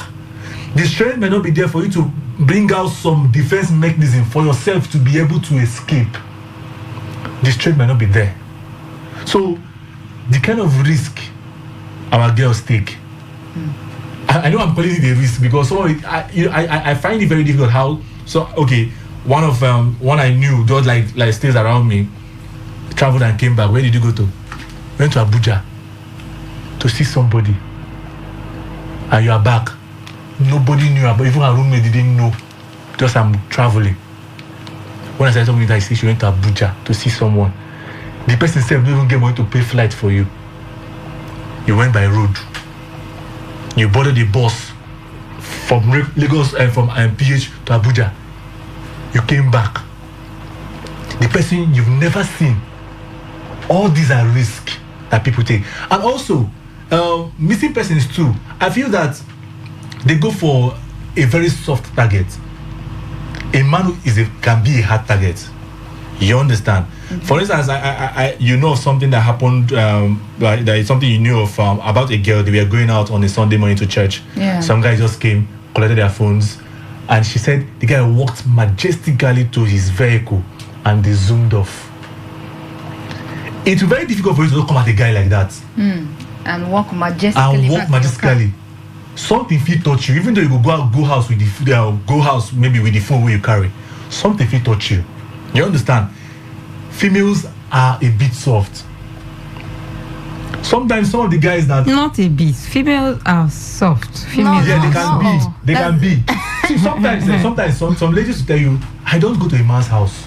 I don't want to visit you. It is not because they don't have the ability to say no when he wants to do anything. Sometimes the man will put pressure and put pressure and put pressure and put pressure. And even enter dragging. They will just okay, but really it is not from their mind. Which is so that is why they prefer the fact that I'm on my own, I'm in my house, or let's be in an open environment. So that you see a boy will turn you to make sure that you don't go. Maybe they will lock in gates first. They'll just keep you, bring some kind of gist, give you movie, do something that will just waste your time. And when you don't sleep there, now you and them. When I was in 200 or 100 level, a girl that came to visit a guy, he left the girl until 1 a.m. Let me ask this under part. Are you sure he you're left not the girl the till guy? 1 a.m. After 1 a.m., he started trying to touch her. The guy said, no, I leave my house, get her from my house. 1 That's a.m. wickedness. The girl should go to her house. Me and you know say the girl don't go feel go. You understand? The girl just came back and she had to succumb. But I've seen the one that she say, Laila, if this is outside, I will sleep outside. She stayed there till about 4 a.m. before anybody told her to enter inside. I know that in his life he can never even call her on phone. Some of them are like that. But what if it was in a location where her opinion doesn't matter? If either you do it or you do it, outside. there's nothing you can do about it. So females are the soft target. So that's why it's as if they normally go for them. Because I don't see any reason why they want to do ritual and it's always it's the only females way native not define. No, they say she brings someone. No, we know we've seen stories of male, just that it's in less. That's what I'm saying. And why it's like that? Is that not like to say, but how many times have we heard of ladies doing ritual? How many times? The stories most times is the male gender that does the ritual. And why don't I spend the money with the lady? So what I'm saying is, it's just like it's more prevalent when you talk about rituals with male or much of the violence. It's not like it's particular to this gender, but we hear more of the stories for the male gender than that of the female. So it's just there. Okay. Now let's get on to another side of this conversation. Now earlier I was having a conversation with Amaka, and she shared a post with me. And I began thinking, but earlier too, as I was on Twitter, on X, I saw the trend, the hashtag Justice for Justina. I saw it. But I don't know how many, did you see, isn't it? I didn't check the trends, but I know that I've been seeing lots of that particular Justice for Justina. No, I didn't see that for Queen, did you see? I've not even gone on it. You saw it? Okay. Did you see Justice for Mohbad? Yes. Did you see I saw it. Uzi, did you see? I saw that. Yes. Okay. Now, the part of the conversation, that's not the focus really, but the part of the conversation now that we're looking at now, since this incident happened, a lot of people have been blaming the dead. Like, oh, females, you cannot stay in one place. You have gone from here to here. You've done this, you've done that. Now this has happened. You cannot stay in a place. You don't want to date a broke boy. You just want someone who has a vehicle, who has a car, who has a mansion, who is well-to-do.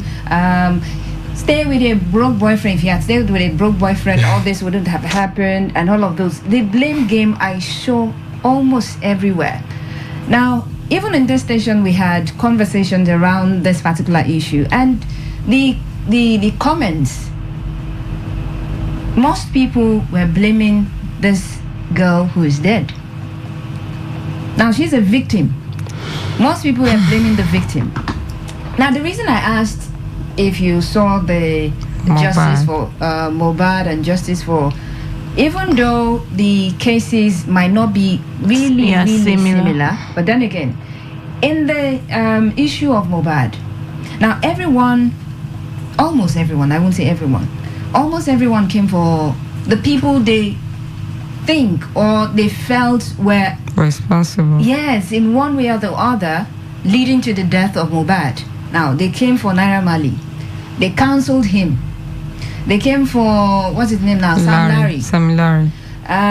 Who else? Where's the other girl? The other guy's name? The one that accepted that they had a fight. I mean, they basically came for. They came for those people, the friends, those that they're linked to his death. He's dead. They came for him. I remember it was just one, I think it was a clergyman who made a comment about why Mohbad would be in company of such people who what's the word now? Seemingly has or have questionable characters. And I also remember people were coming for the clergyman. Of course, they did. Why if you say anything about him, yes, they'll come why for would he you. say that? Why would he say that? Now, the point is, a crime has been committed, and there is an alleged perpetrator of a crime. Now, what should the focus be? Should the focus be on the victim of a crime? In this case, the victim who has died. Or should it be on the perpetrator or even the crime? A crime has been committed. Yeah, the entire justice for Mohbad, it was almost everywhere. Even in Port Harcourt, it trended all over the place. Of course. Faustina, the truth is this. When people come at us to say, oh, female ladies or women are always fighting with the men, right? They forget a whole lot. Now, you're just noticing it. It didn't start today. It did not start today.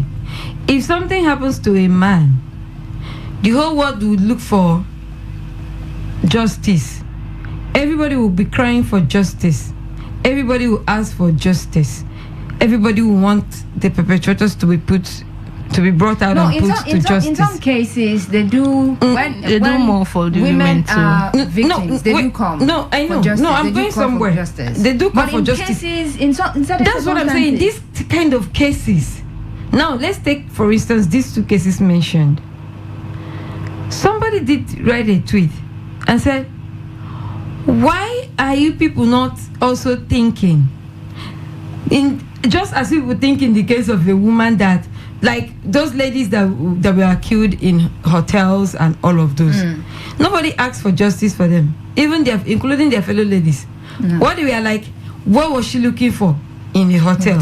Just like they're blaming Justina. But nobody is questioning if this guy is involved in any crime that is leading to the quarrel with them. They are not saying, oh, is he not a cultist? Oh, or this. And even when somebody raises it, they are like, even if he's a cultist. So you said it different when we're talking about this kind of cases. I think some people they tend to just say, oh, okay, this guy has committed a crime, he will pay for it. Fine, that's it. Fine and then the blame is louder. It's louder for the lady. They're not even telling you. They will even tell you that's why. Okay, imagine what they're saying to Justina. Since you refuse to stay with a broke boy, you're looking for a like anybody likes that's the wrong perception towards that angle. Why would I say so?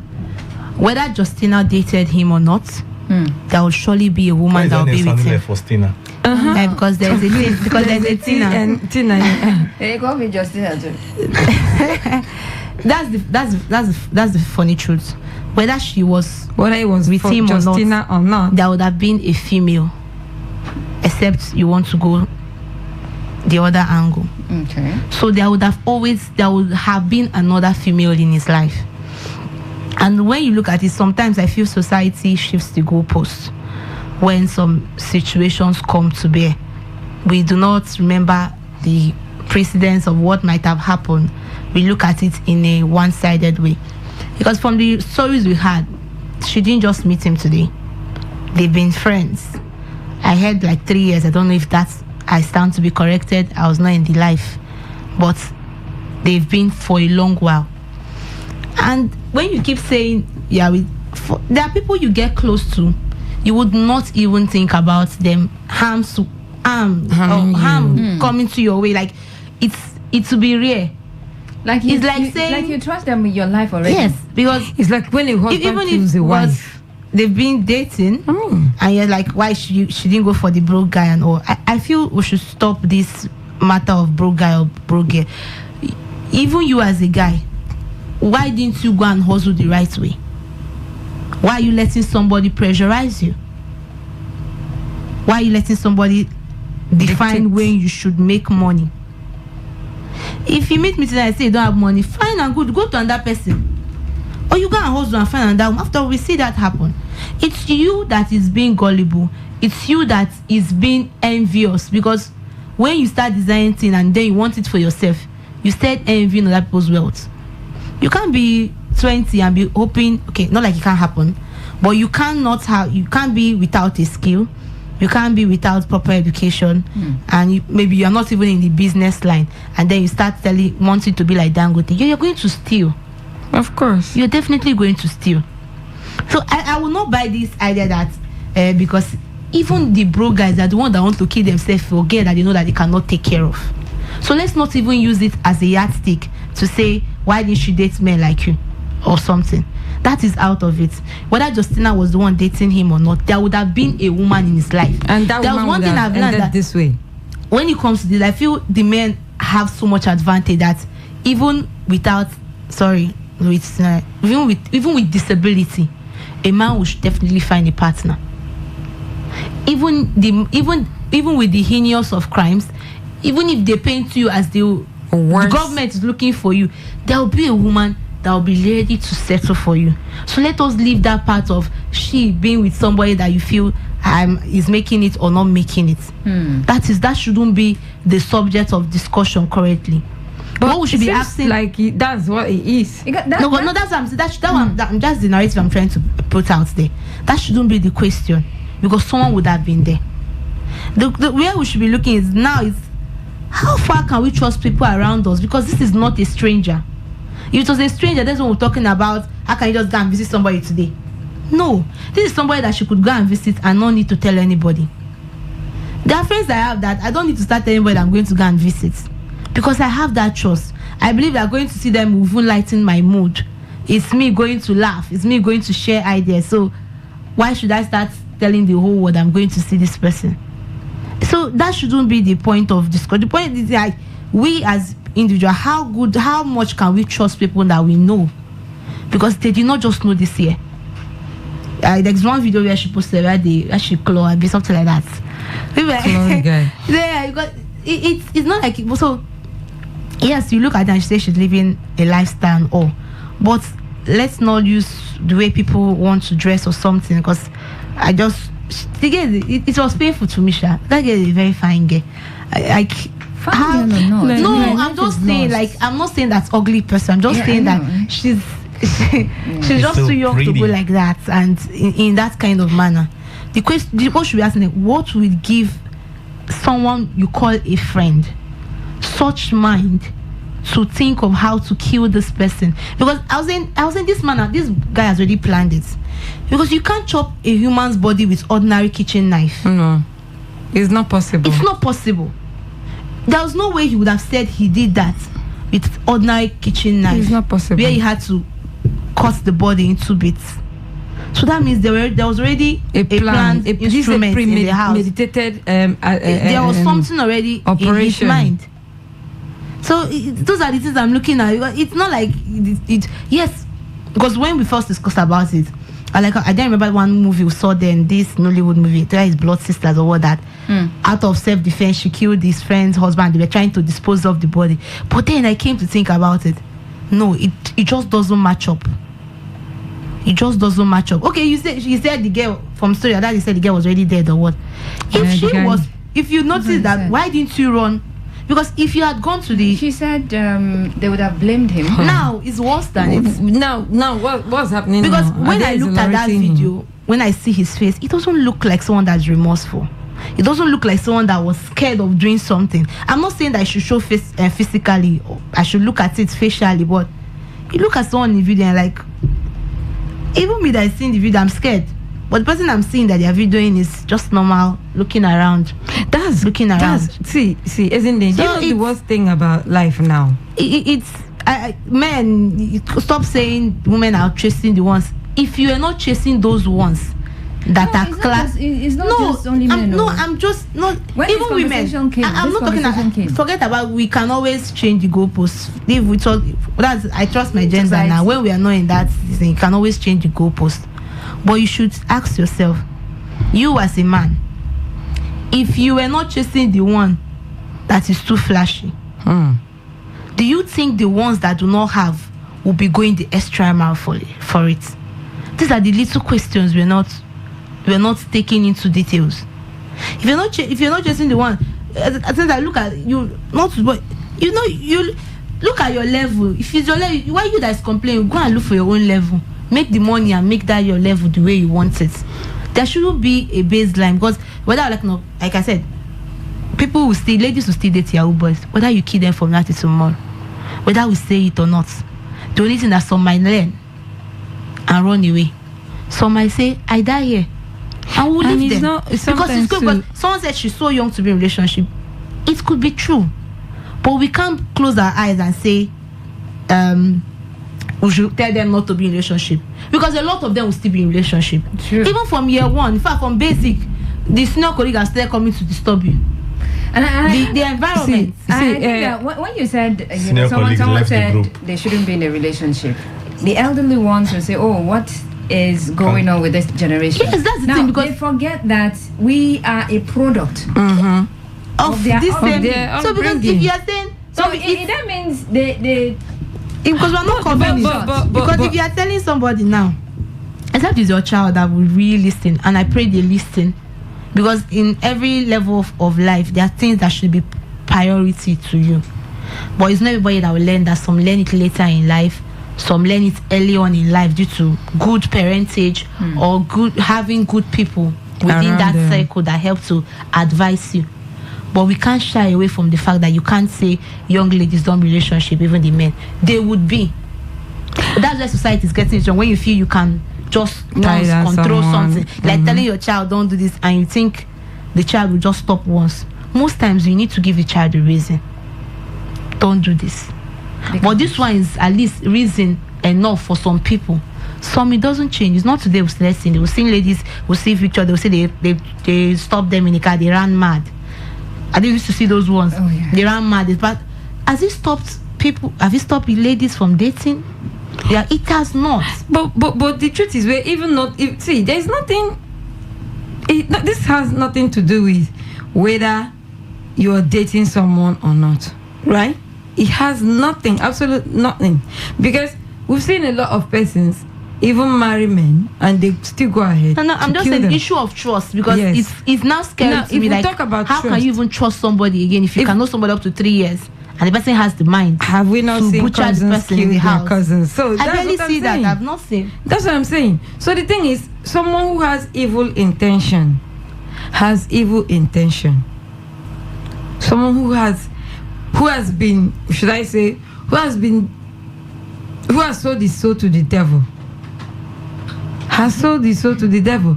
And such person, innocent looking, like, no, there's okay, no problem. I just will not come and be like, why did she date? No. This is someone who lost her life that we're talking about, and what we are looking. Do they write it on their faces? Right, Uzi, let me come to you now. I've just been wondering, really, if this case were in the guy in this issue. Oh, why did he go to visit his girlfriend? I mean, are we focusing on what we should focus on? What's this question you asked me? Jump question, Abi. But are we? I think.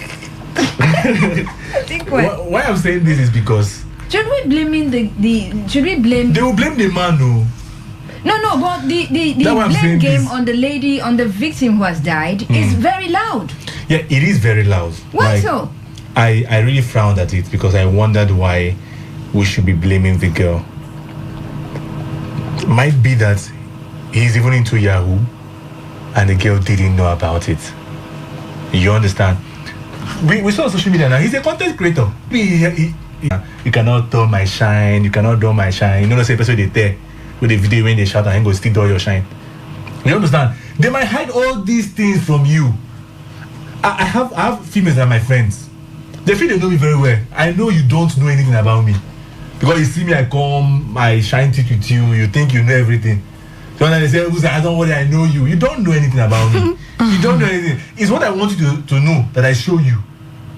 The things I do not want you to know, I do not show you. You understand? So I know there are some ladies that have this mindset of, I've watched them content creators now. They go around on on social media. They ask a girl, you see a little girl of 2019, between a working class guy and a Yahoo boy who would you wish to date, you see a human guy that was on a white hoodie. She said, I no one know whether that guy get boyfriend. If you just tell me, will you? I will try and say, yes, I'm going to be your girlfriend. Why? Because he was just spraying mint, 100 naira, just spraying it. So she doesn't care about anything at all. No, at that point, hasn't led to a death crime because, well, no judgment has been passed or has been given.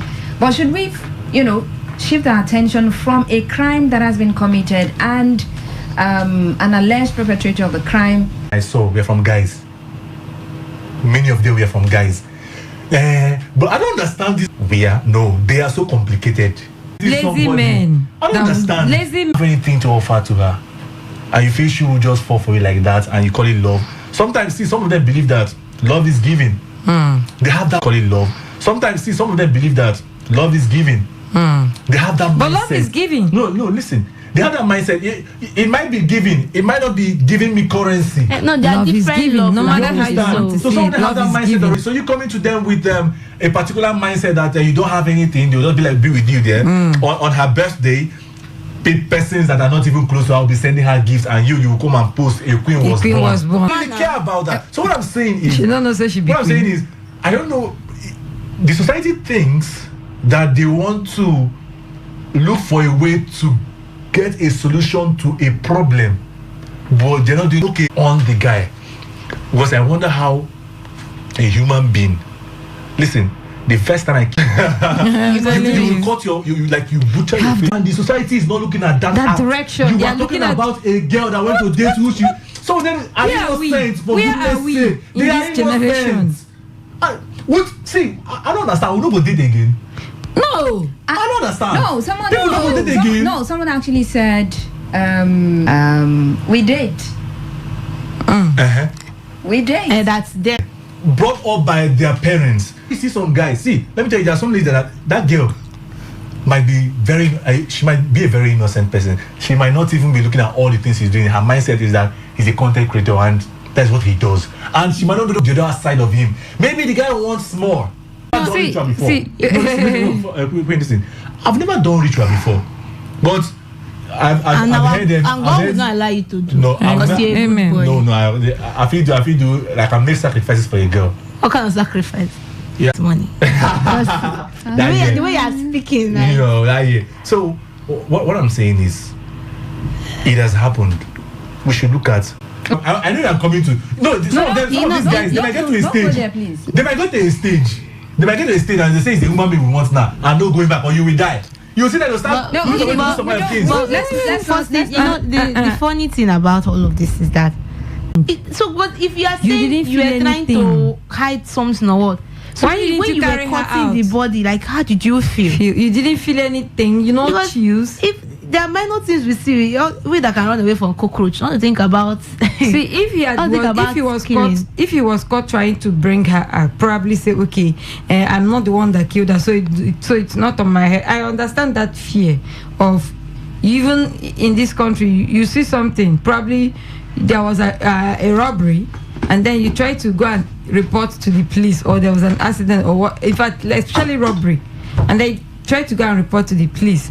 Sometimes you become the very first casualty or the suspect. You are held down. So I understand that fear.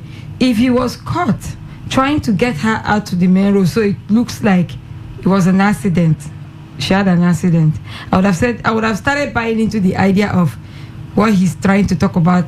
He didn't want it, but you've already chopped what were you using? What was the reason for chopping her into pieces? What do you want to achieve?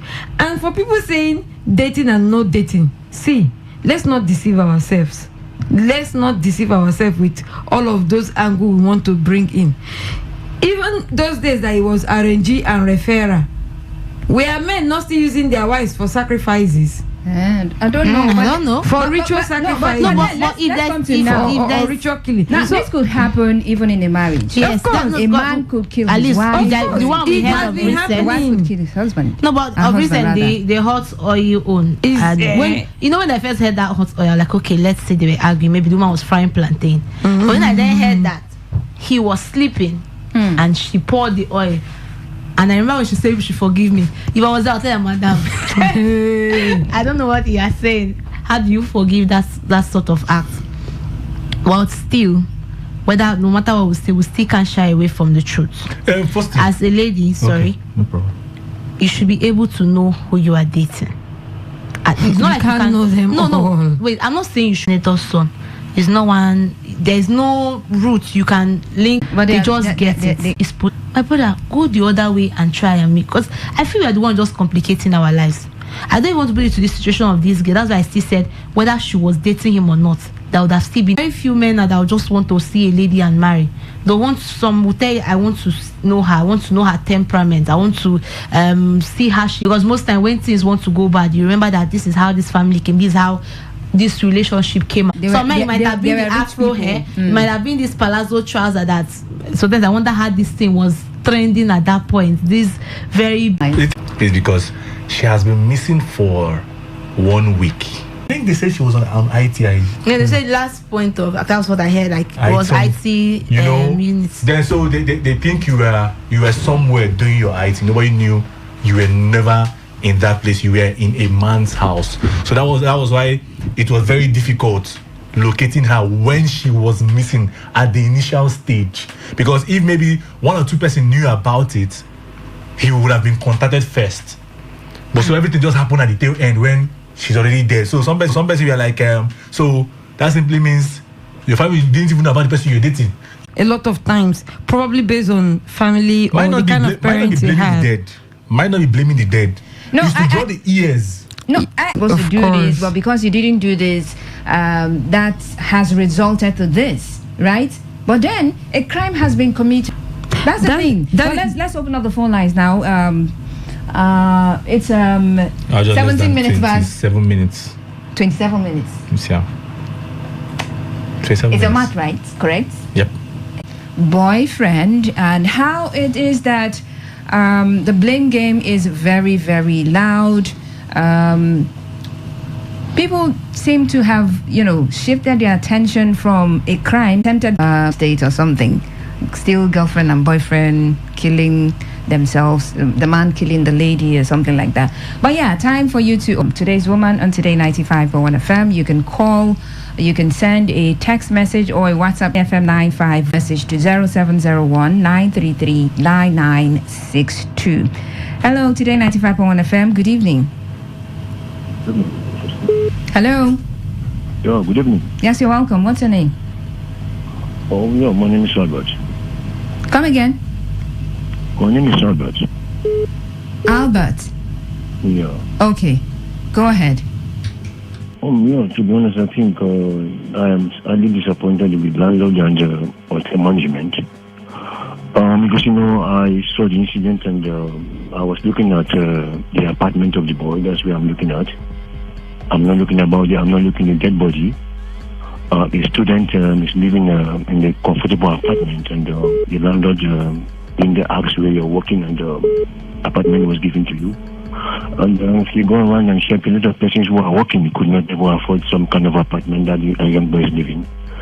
I will not say because I don't know what he's doing and before, and I think this will not be the first person he must have killed. Because from the apartment I saw, I was looking at the apartment to do my investigation. Because a student cannot afford that. You are not working. You are sent to school by your parents.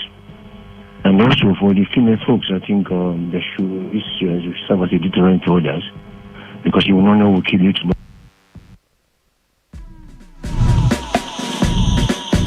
Hello. Okay. I don't know what happened there, but thank you very much for joining the conversation. I think I was even struggling to hear you clearly. Some network issues, I guess. But yeah, thank you. Hello, good evening. Good evening, Faustina. How are you? Very well, thank you. For me, Faustina, I've said much about this issue. To me, we should be profiling solution. That's what we have listened to all of you very, very attentively. I think none profile any solution to this issue. First of all, because they are supporting. No reasonable human being will support such a thing. I was shocked in this 21st century. Such a thing is still occurring. What is my own solution for Faustina is that give that kind of force to go and bring somebody, not even in mother, not even in your own sisters, to go and bring girlfriend and butcher like that. That native doctor need to brought to book. 2, girls should stop dating. I don't know why we are defending it. If you see this relationship of a teen, Faustina, it's just like a gamble. Either you win, if there are footballers, there are OAPs that are specialized in football, they are in your studio there. Either you win or you lose. That is how it is. That is how the relationship is. It's unfortunate the girl is the one in the losing side. If you are going for that, you are encouraging that is more that girl is too young. There's not school. Focus in your career. When that is the cause of all these things. So you people should know cover that aspect. If you are dating, so whatever you see, you take it. Because they are evil. I think it's wrong. It's wrong.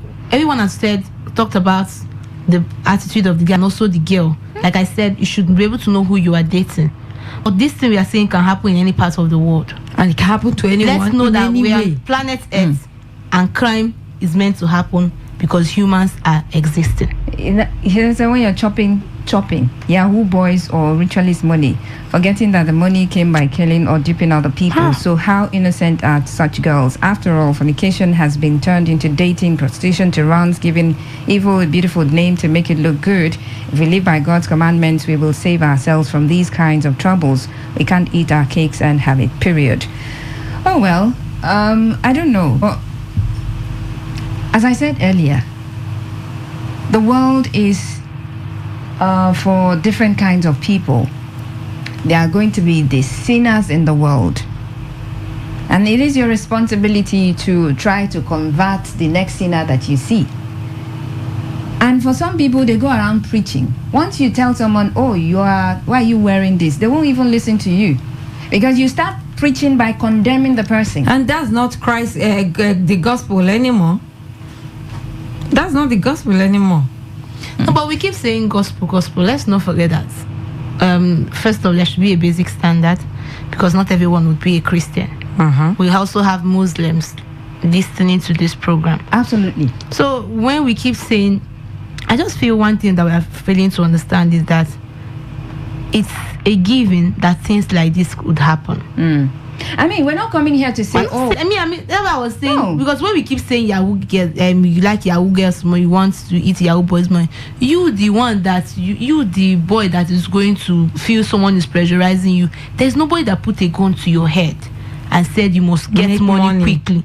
It's you. No, it's beginning to... And the boy is... It's well. See, like I was saying, this girl, she's not the disease, she's dead, and you won't be saying this thing. All right, good evening, Uzi, Faustina, and okay, my name is Ime. Just guys are doing just great. Okay, you guys are doing just great in the studio. You have discussed at length, and any fly that does not hear you, what happens to them?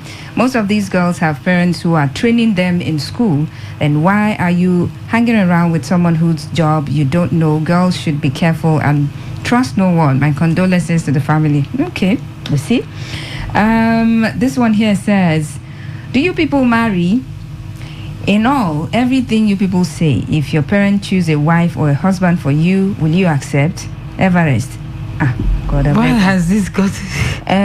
why are we not putting allegedly, but if the... let me just look if this is for us. Okay, I don't know. Landlord and key, Mali, I don't know what the connection is there. All right, so let me take some comments. I have comments on Facebook. Let's take just a few comments on Facebook and wrap up the conversation.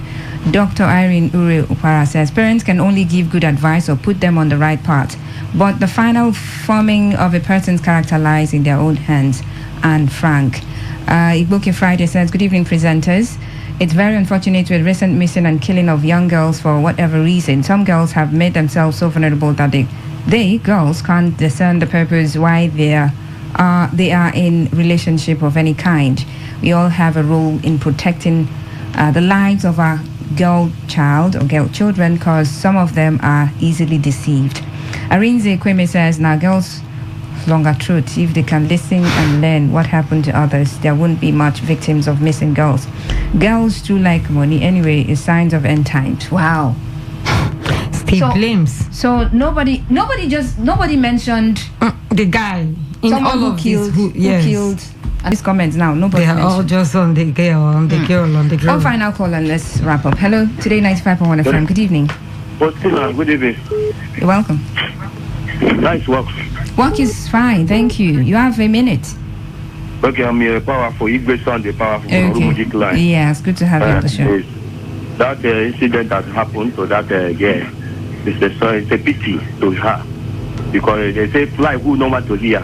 It's inside the grave we can hear.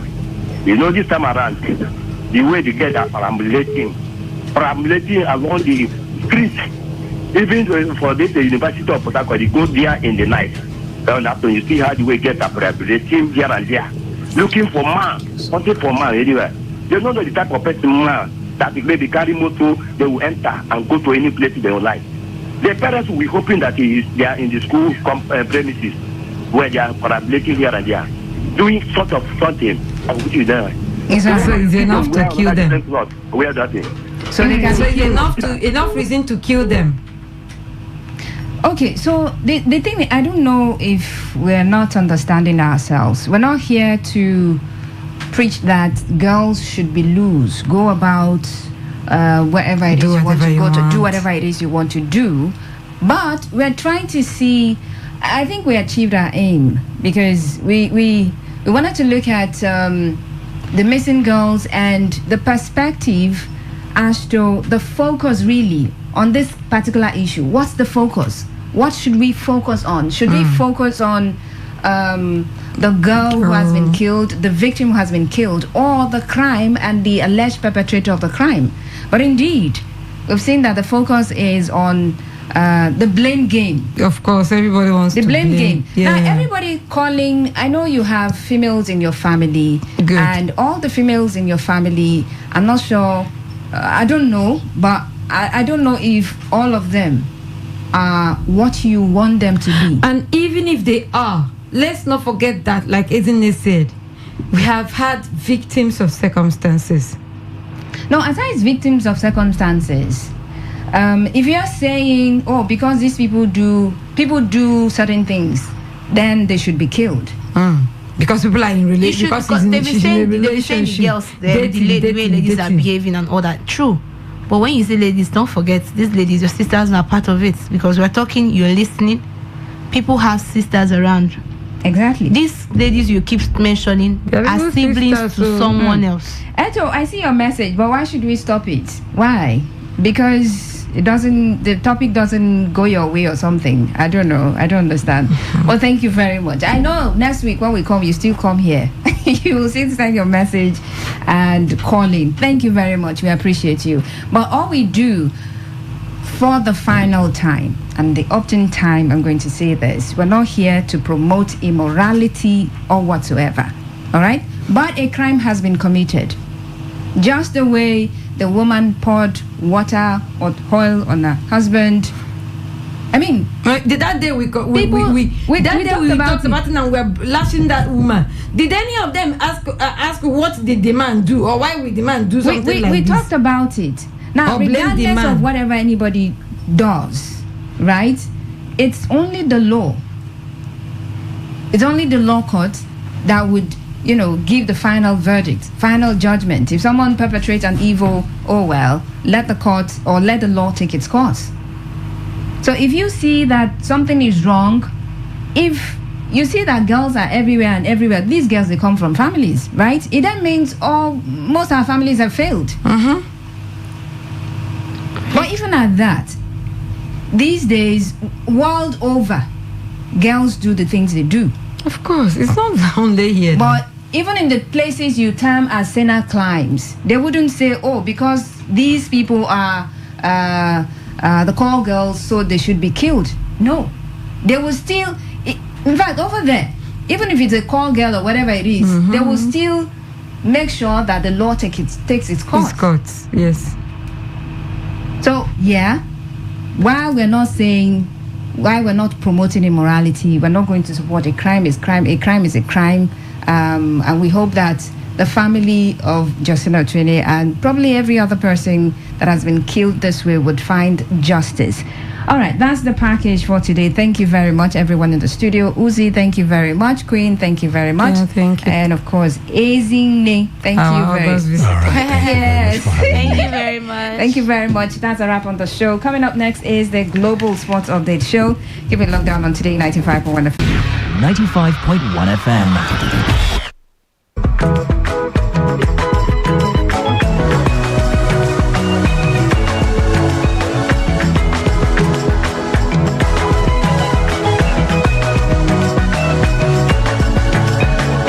Thank you so very much for staying with us all through the week. This is the last edition for the week, Global Sports Update with your truly Godwin Enak. Of course, you saw the embarrassment on Thursday. Eyimba Football Club, yes, playing in an inaugural competition where there's so much money. Participation fee is over 1 billion naira. Yes, I mean in naira. But hey, they couldn't pull the chestnut out of the fire. For some of us, it was like a bad dream. But how did we expect an prepared Eyimba, low quality players to go to Morocco to beat Wydad Casablanca? Big question there. My name is Godwin Enak. Now, welcome to the show. When we come back from this break, you'll be listening to Nigerians, and I'm talking about top sport journalists talk about the game Eyimba against Wydad Casablanca. In the realm of colors, black never fades. But black is more than color. It is the unyielding spirit of Naija. Tall, proud, unbroken. Black is loud, pulsating to the rhythm of our vibe. Black is our flavor, as savory as our jollof. Black is you, and black is Naija. Guinness, black shines brightest. Welcome back. Thank you so very much. I made a promise. I did say that when we come back, Nigerian sport journalists will be talking. Unfortunately, Eyimba couldn't move beyond the first hurdle in the newly created African Football League. And it's not so much about what Eyimba did wrong, rather than the state of our club football in Nigeria. Clearly, if you look at the CAF Champions League, you ask yourself, when was the last time a Nigerian club got to the group phase of the CAF Champions League? Once in a while, we get to the group phase of the CAF Confederation Cup, which is the second tier. But the CAF Champions League, has been a long time since we got to the group phase. So Eyimba's performance against Wydad in the African Football League is just a true reflection of the state of our club football. Not so much about what Eyimba did wrong or what they did right, but more about what we as a nation, Nigeria, should be doing at this time as it concerns our club football. We have to quickly put in measures, or else things could get worse. And I hope we can begin to stem this downward spiral now.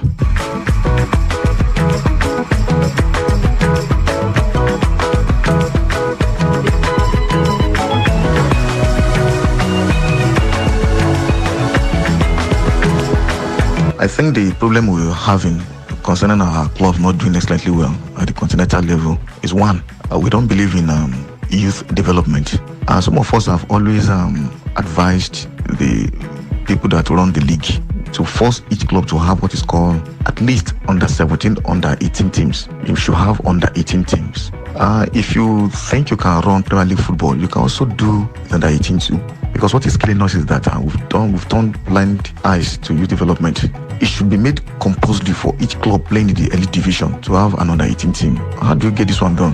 When you're able to integrate young boys into your system, it will go a long way in making sure that football grows. Most of the teams you have in Nigeria now, they believe in recycling all these tired legs. In fact, we have a series of coaches that will, if they are appointed by a club, they will take about 5, 6, 7 players they've been parading for the past 10, 15 years. The young ones are not given opportunity to express themselves at the elite division. I wish the league people, the body, can just organize, maybe before every match, maybe for example, now Platina State is playing Sporting Lagos. Let the under 18 play first, then the senior team will play. There's something that it will be easier for everybody to know, this young player is coming up and things like that. That's number one. And I think we're getting it wrong, that particular aspect. Number two, of which I think is our problem, is the issue of academies. Let me not deceive you, academies are making our league to be so poor. Most good players prefer to go and play. Young players I'm talking about now prefer to go and play at the academic level, where they will have easier passage to Europe. All these boys you see, most of the teams that parade players at the elite division of Nigerian club football, even the NNL, are just average players. They always parade average players because most of the good young ones are always seen by the academies and they're always taken abroad. Most of them are abroad there. The best are not seen in our club sites. Yes, I mean, they are gotten at the academic level. Although there are other points, but I'll just stop it here and just heap all the blames at the doorstep of lack of youth development.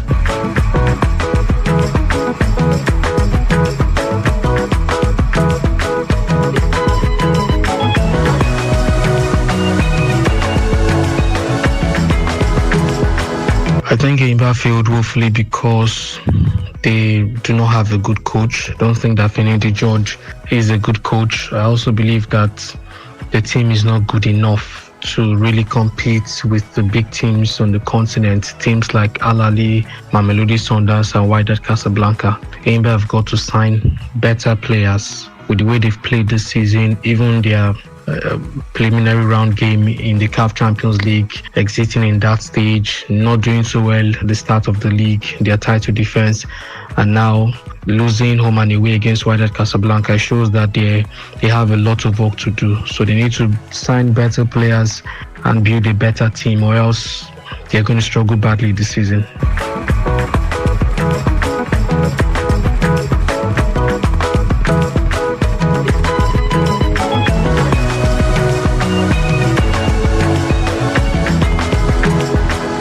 I watched Enyimba last night in the AFL League match. AFL came against WAC of Morocco.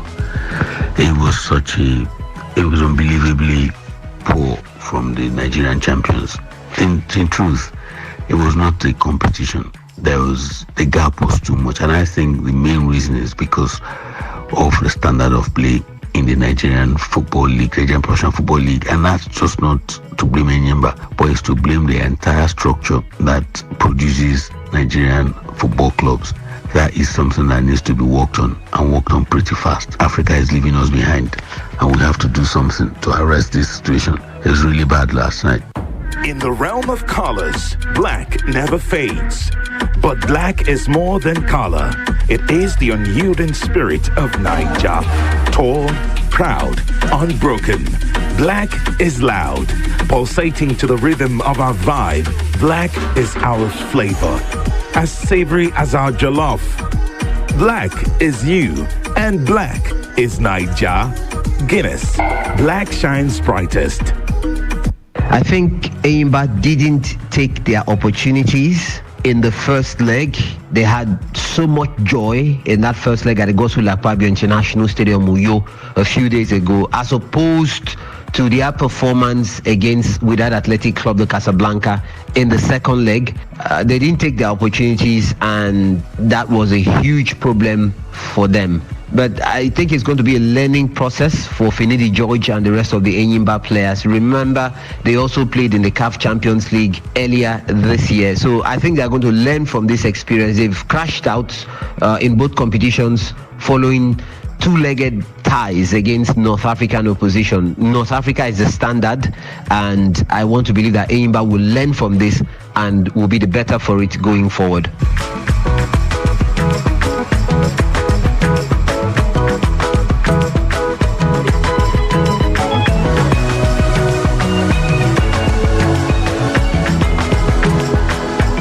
Enyimba's woeful performance for me has to do with lack of quality players. I do not think administratively they were that bad, although they have a jambite at the end of affairs now. But in African football, I would agree that there are a lot of politics off the pitch, but on the pitch, your play determines a whole lot. Enyimba, for me, didn't recruit as much as they should have recruited top quality players to play in such a prestigious tournament. You are making ₦1 billion from a tournament that you can make up to as much as 5 to 10 billion naira, depending on the exchange rate at the end of the day.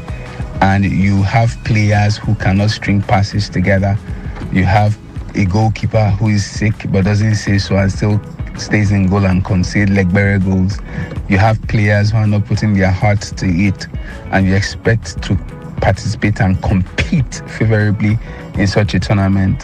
Hence, I would not blame the administrators for not doing their homework, but the players on the day, even in Uyo, when they played the first leg, were extremely poor, comprehensively poor. So I think the players they recruited were not top-notch, were not the best in the land, and as such, they did not have a good team to be able to play Wydad, who dealt with them massively 4-0 on aggregate. Thank you. My name remains Onoma Obute.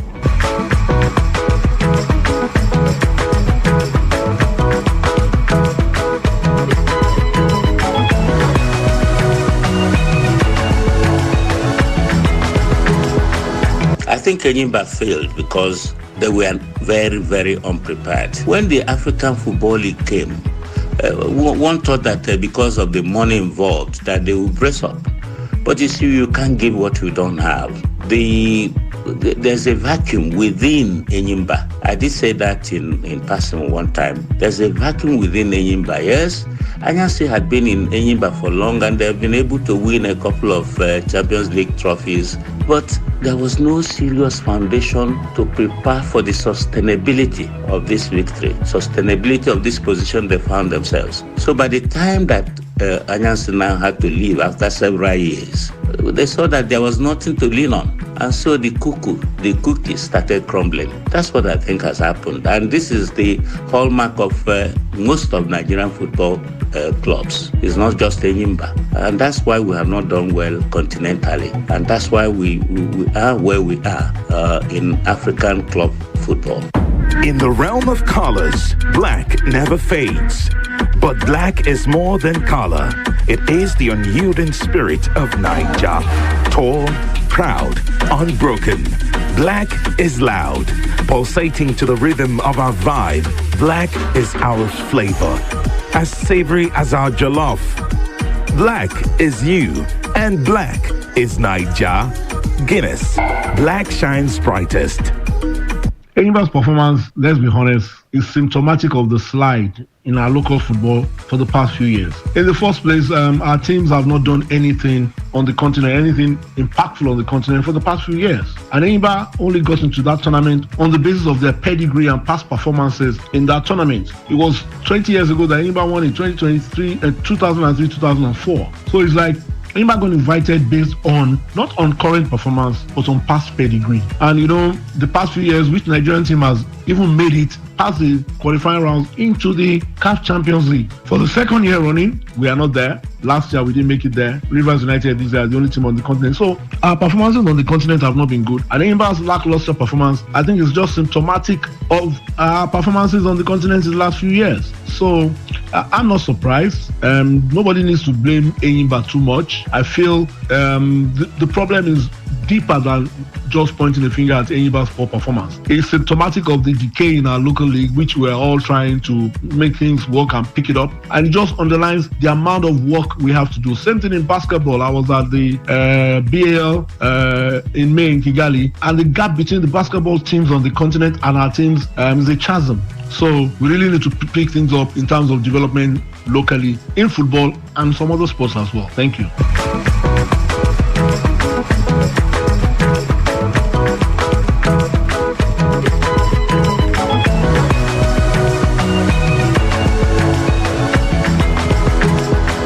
They have said it all. Enyimba Football Club stood no chance at all because of the different issues that they just raised. Could Anyansi Agu, the former chairman of Enyimba Football Club, should he have been asked to stay instead of being sacked? Let him see out this before he can go. But again, we are talking about a decision that was taken by the government of Abia State. Now, Enyimba, the biggest club side in the history of Nigerian football, are nowhere in the biggest competition in Africa. The coefficient is there. If Nigeria, Rivers United don't do well, don't get to the quarterfinal of the CAF Confederation Cup that they are playing right now, then Nigerian club sides can only be represented by one in the CAF Champions League and one in the CAF Confederation Cup. It's not about amen. It's not about prayers. We have to walk the talk. Thank you for being part of the show, Global Sports Update. We'll see you again on Monday by the special grace of God. My name is Godwin A. Nakna. Keep praying for Nigeria. God bless Nigeria.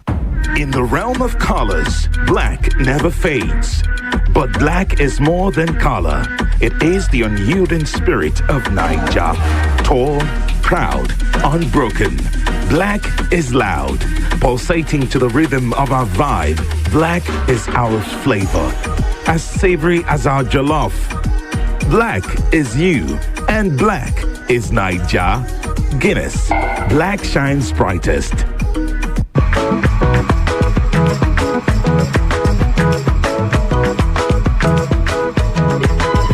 Okay, all right. All you need to know about this one is that 95.1 FM. Such a unique dial.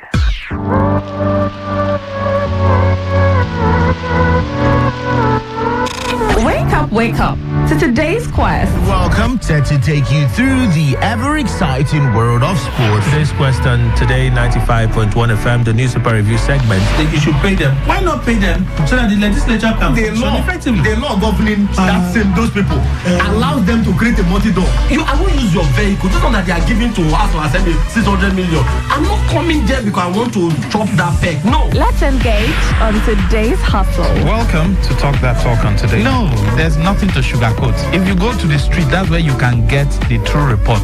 It's not on newspaper or wherever. Because I see no reason why people have been suffering like this.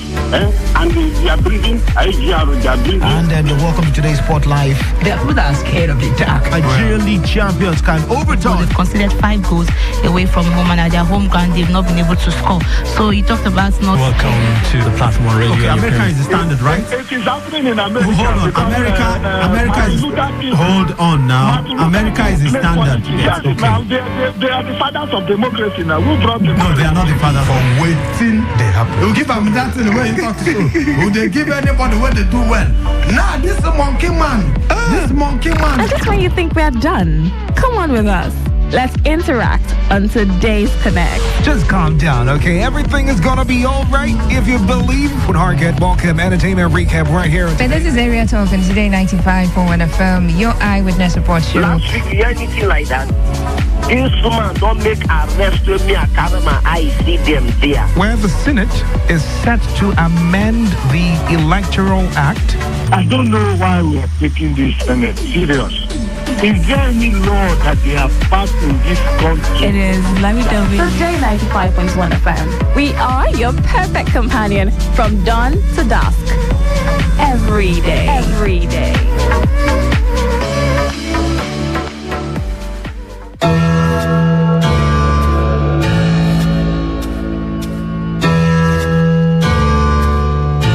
Every day, we hear reports about counterfeit products, stories of fake drugs, food, expired goods and other consumables being manufactured, imported and sold to unsuspecting members of the public. Findings reveal that Africa records at least 100,000 deaths from fake drugs-related ailments yearly. These fake and substandard products, particularly drugs, have been considered a global threat to human lives. And despite efforts by authorized agencies in Nigeria to combat the menace, the Nigerian market remains flooded with different unwholesome products. This is a plea to all those who manufacture and sell these goods to desist. Stop this menace of counterfeit products. Let's place value on human lives. And should you have purchased a counterfeit product or unsatisfied with the product, please contact SON or Consumer Protection Agency. This message is powered by Today 95.1 FM, the voice of the people. 95.1 FM, voice of the people. And we're back.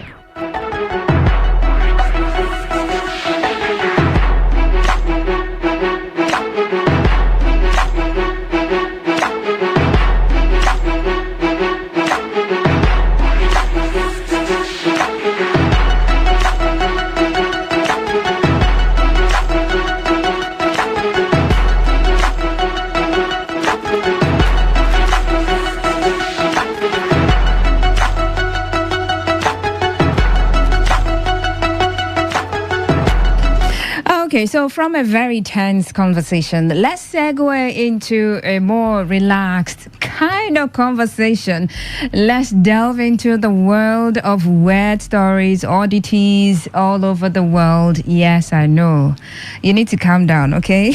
Just in case you're still fuming over the last conversation. I mean, that's a radio for you. Sometimes you need to just fume. Sometimes you need to calm down. It has to be spicy. Yes, it can be. It shouldn't be monotonous, right? It shouldn't be monotonous. That's the beauty of radio. You hear this, you're agitated, you're tense, you're angry, and sometimes you laugh. Other times you're so relaxed and you just want to enjoy. Okay, so this one, we're taking a ride, right? We're taking a tour around the world, and it is visa-free. You can travel all over the world right from the comfort of wherever it is you're listening to the sound of my voice from.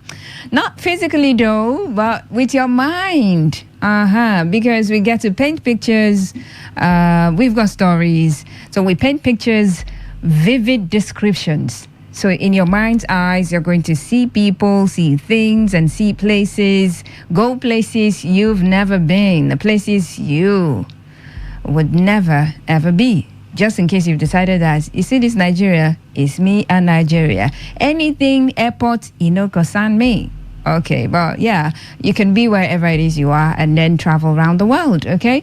And then the stories we share on Chatterbox, that's the show you're listening to right about now. The stories we share here, weird stories, and they would just leave you imagining why people do certain things that they do, even when they give reasons. You need more reasons. You need evidence. Even when they explain with evidence, you want more evidence. Okay, those are the kinds of stories we share right here, and it broadens your horizons. You get to think. You get to put one or two together, see how you come from different perspectives to help the people in the story come to a conclusion or find a rationale behind the stories, the reasons given for the things that they've done in the stories. Okay, that way you're engaging your mind. It's okay to do so while you're relaxed. All right, so it's fine. It's totally okay to listen to weird stories. Tonight, don't worry, it's nothing creepy, so you wouldn't say, Faustila, good night. Please don't sleep. Wake up, collect your money. All right, so me 55 954. We'll get to have this conversation, talk about this. Have got lessons to learn from. Okay, lessons to learn. So if you read between the lines, or if you listen between the lines, you would know that there are lessons to be learned from the stories or from the stories. Okay, thank you very much for joining.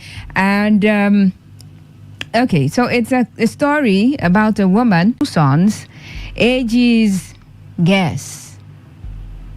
Are you saying 30, 35? Okay.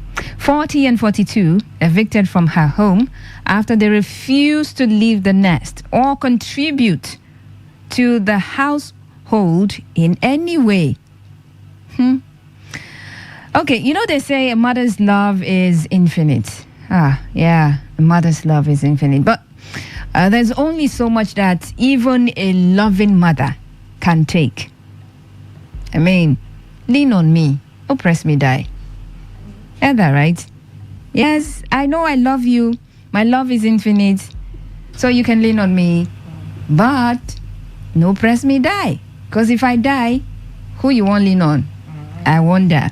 Okay, let's move forward. Now, this Italian woman who had no choice but to go to court to have her 2 adult sons evicted. The 75-year-old woman from the city of Pavia in northern Italy had long tried to talk her 2 children, 2 sons, adults, please. Yeah, I know. To this woman, they are children, but they are adults. To finally move out from the family home, especially since they both had jobs and could afford to rent their own places. They had jobs, so and they could afford to rent their own places. But they never even entertained the idea, and since they wouldn't even pitch in financially or do house chores, the elderly woman had no choice but to take them to court. Moving on, now this bizarre court case recently concluded with the verdict of George Simona Katabi, who sympathized with the 75-year-old mother and issued an eviction notice against the two sons, aged once again 40 and 42. Now, in her ruling, the judge argued that while it is the obligation of the parent to provide maintenance to their children until they reach the age of 18, the same is not justifiable when the children are in their 40s. Reading children in this story with 40, it's even bizarre. Now, the two bambocioni. Oh, that's the Italian word for big babies. Okay, all right. Bambocioni. Big babies. Now, that's a term first used by an Italian politician in 2007 to mock adults still living with their parents. Oh, you should thank me for this. You've learned. I'm telling you. I'm going to take this paragraph again. So you're an adult that is still living with their parents, you can call them bambocioni, big babies. Okay. So interestingly, Italy has one of the highest proportion of adults still living with their parents. Another lesson, put it down. So when you're having conversations, you can make reference to this, and your conversation, you're going to sound so intellectual in your like you know everything. It's okay. So according to data from 2022, almost 70% of adults ages 18 to 34 still live at home with their parents. Now, still, cases where an eviction notice against one's children to leave the nest are very rare. Bambocioni. Okay, so this is the story of Italy. I mean, you've learned something about Italy, that it has the one of the highest proportion of adults still living with their parents. You have heard, so you won't see one adult in your neighbor's house, okay? But then let's get to the meat of the matter. She has two. They have good jobs, and they can afford to get a place of their own. But they've decided that, you see, this life is our mother, so let's just stay here. I don't know what motive. Maybe they felt so loved, and maybe they felt like, if we go out there and start our lives, maybe we might not be able to come across a woman as our mother. Maybe that's a fear. I don't know. I'm just doing maybes because I've woman. For a 75-year-old woman, that's pure wickedness, if you ask me. I mean, you're 40 years. Aren't they married? Oh, well, it's not stated in the story that they are married. Yeah, because if they are, it would have been stated. I mean, there's a stage. Okay, if, let's say, had even they were married, they're staying, there's nothing wrong with families staying together, right? Mm-hmm. Probably, okay, you're thinking, if actually their thought was... If you could make that a family house. If, they could make that a family house. If they were thinking, our mother is old, if we leave her alone, probably for danger's sake and all of those. First of all, you should have been married. So you know that your wife and kids could help your mom out in one way or the other when you can't, right? But now you're not married and you're not contributing anything to the woman. You're just there. Maybe probably in their head, they're still thinking their children to be taken care of by their mother. And they're working. Yes, they're working. You're supposed to be taking care of your mom. At that age, yeah. At that age. not living off her. The woman is tired and they have to go. Imagine your mom using authority to eject you out of her house. That means the woman have had it up to her neck. Like she can't take it anymore. If they were doing small, okay, oh, mama, month end, okay, mama, just take this and manage. I don't think she'll be able to do that. No woman will. If, as a child, even if you're not doing anything for your mom and you're in the house, you go to work, you come back, she gives you food, you eat, you go out with friends, you do everything you're doing. But at the end of the month, since you're working, it's different if you're not working. I think your mom can understand that you're not working. But if you're working, and at the end of the month, you're like, mommy, just take this one out now for the month. Just add, manage. She'll be happy. She'll know that one way. Even if you're not doing the cleaning and the sweeping and all of those, she knows that, okay, I'm benefiting one side. At the end of the month, I'm sure of a certain amount of money coming in. Or you go, even if you don't give her physical cash, probably you go out buy provision and all of those, which is whether you are living with your mom or not.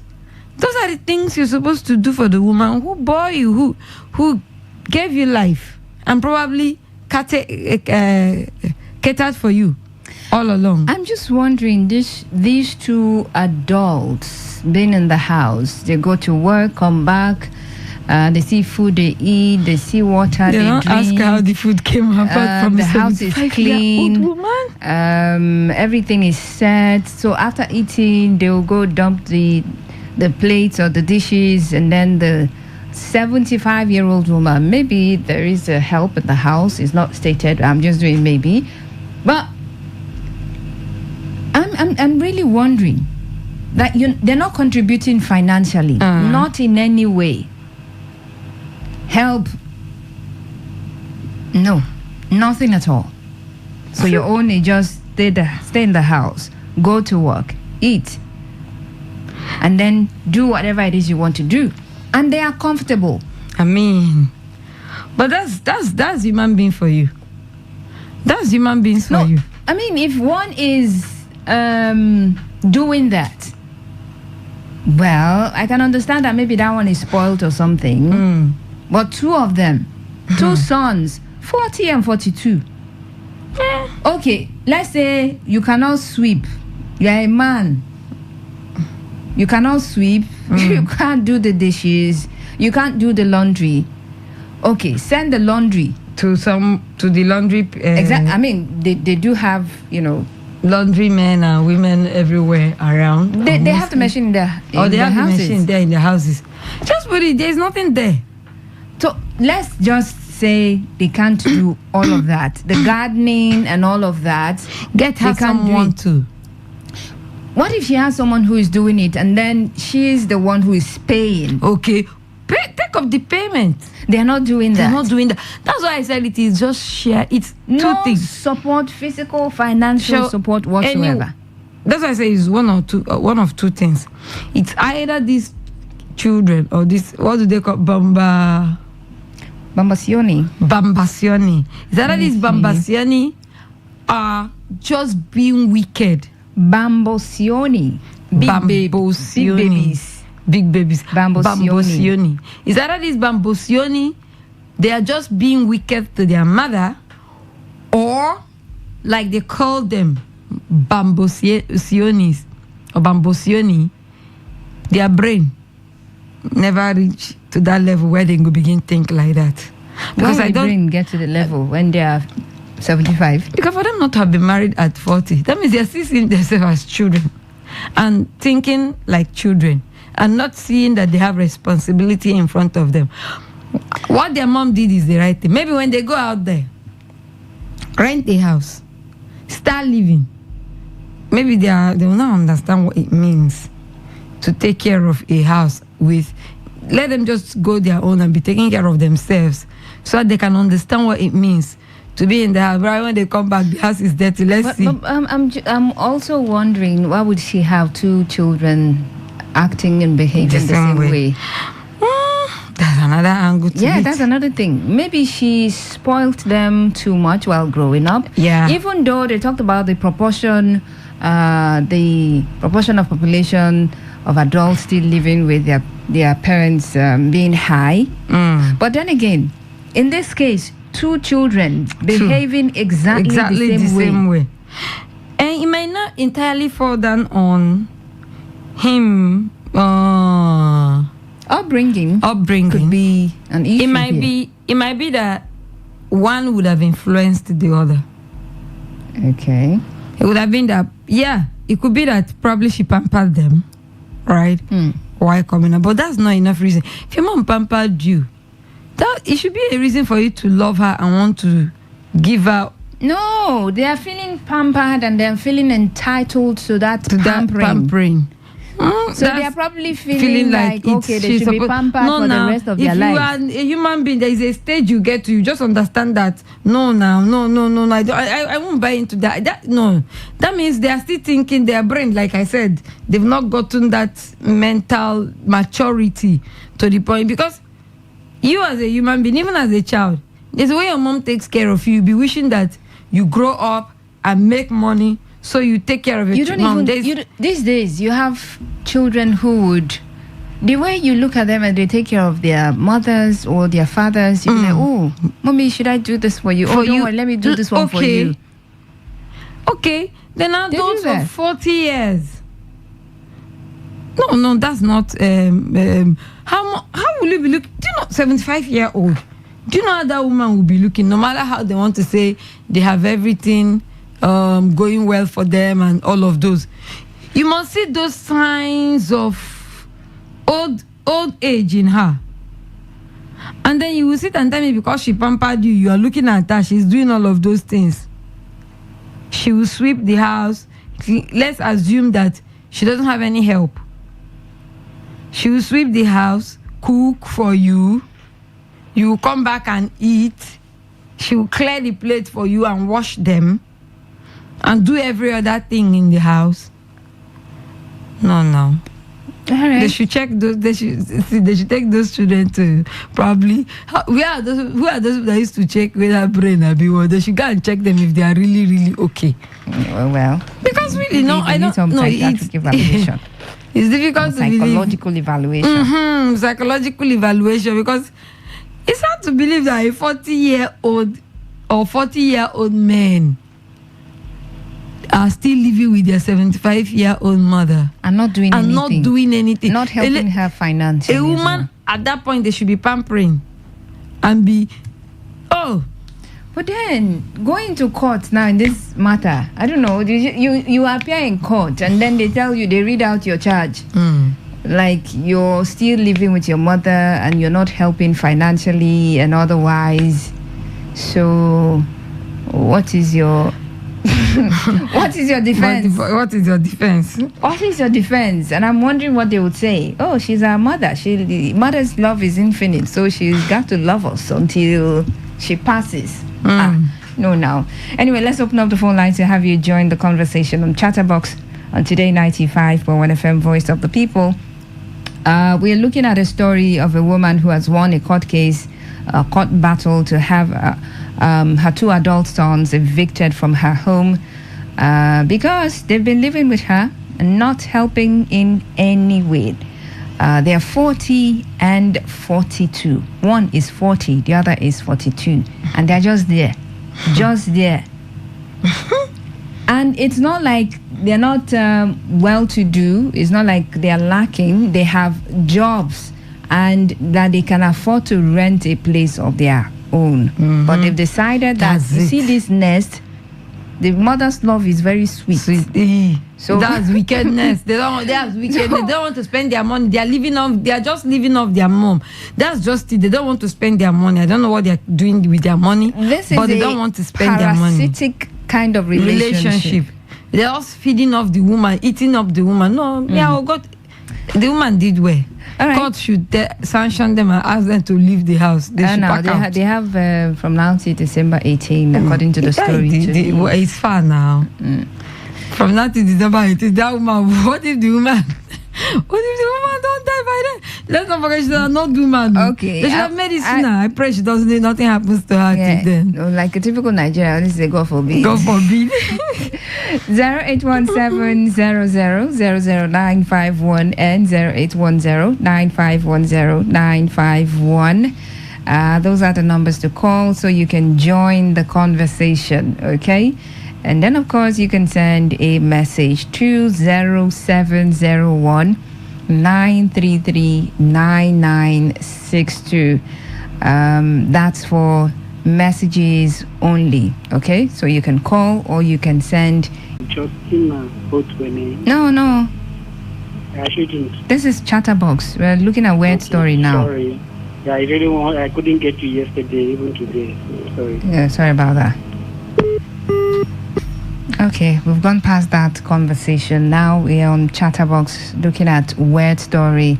And we're looking at the story of a woman, a 75-year-old woman from Italy who has two sons, 40 and 42. They've been living with her and they've decided that they will not do anything in the house, not even to support financially, no help at all. And they're there. She's gone to court and a judgment has been given that they should be evicted. They should leave the house. Okay? I want to get your take on the story. If you think, well, it's okay that the woman took them to court, or if you think, wow, she should just let them be now. That children, still children. 75-year-old children. 40 and 42-year-old children. Just let them that's be. How you will live. If it's here, you will leave them. If it's you will leave them in the house. At age 25, you're ringing the bell for them. Your mate are out there. Your mate are out there. Your mate are out there. Then 40. Now, Papa is the trainer. Now, person Papa be that too. It could as well pass off as someone's grandfather. Okay. Too, depending. Yeah. On how things happen. If they had married or had children at 18, by 40 they should be grandparents. Yeah. 40 and 42. All right, keep your calls coming in. Of course, if you've got any weird story, feel free to share with us as well. Okay, thank you very much. 0817 0000951 and 0810 9510951. Let me ask this: at what age would you still, let me manage to have this my child in my house? You can manage. At what age would you say, I don't try for you, come and be going? At what age would you say that to your child? All right? Calling a child, I feel a certain way, but then again, yes, if we're talking about you and your offspring, the person is your child, regardless of the age, okay? But then, at what age would you still... or would you get to the point of saying, I cannot take it anymore, leave my house? At what age? Okay, so let me hear from you. Call or sending a text message or a WhatsApp message. Messages should be forwarded to the number 0701 933 9962. Once again, 0817. Okay, messages 0701 933 9962. That's for messages, okay? Or you can call the call lines 0817 0000951 and 0810 9510951.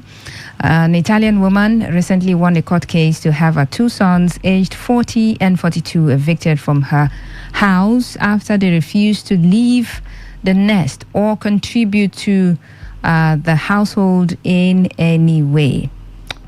Well, how do you react to the story?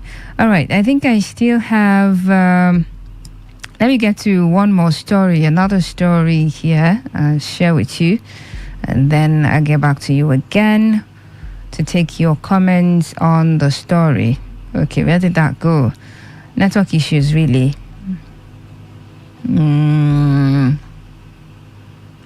But yeah, feel free to contribute to this particular story, right? Okay, a message here says,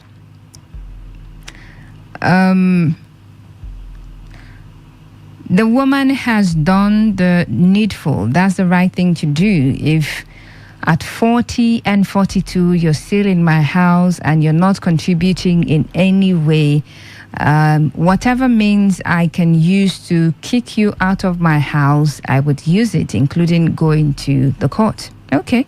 All right. Today 95.1 FM. Good evening. Good evening, Pastor. You're welcome. This is fine for others. Ifeanyi, how are you doing? I'm cool. Good. Okay. So this topic, it sounds fun. The Baba still sounds fun. At least at that kind of age, they're supposed to be helping, taking good care of the woman. Not that kind of Baba still something. Baby, and that kind of 40.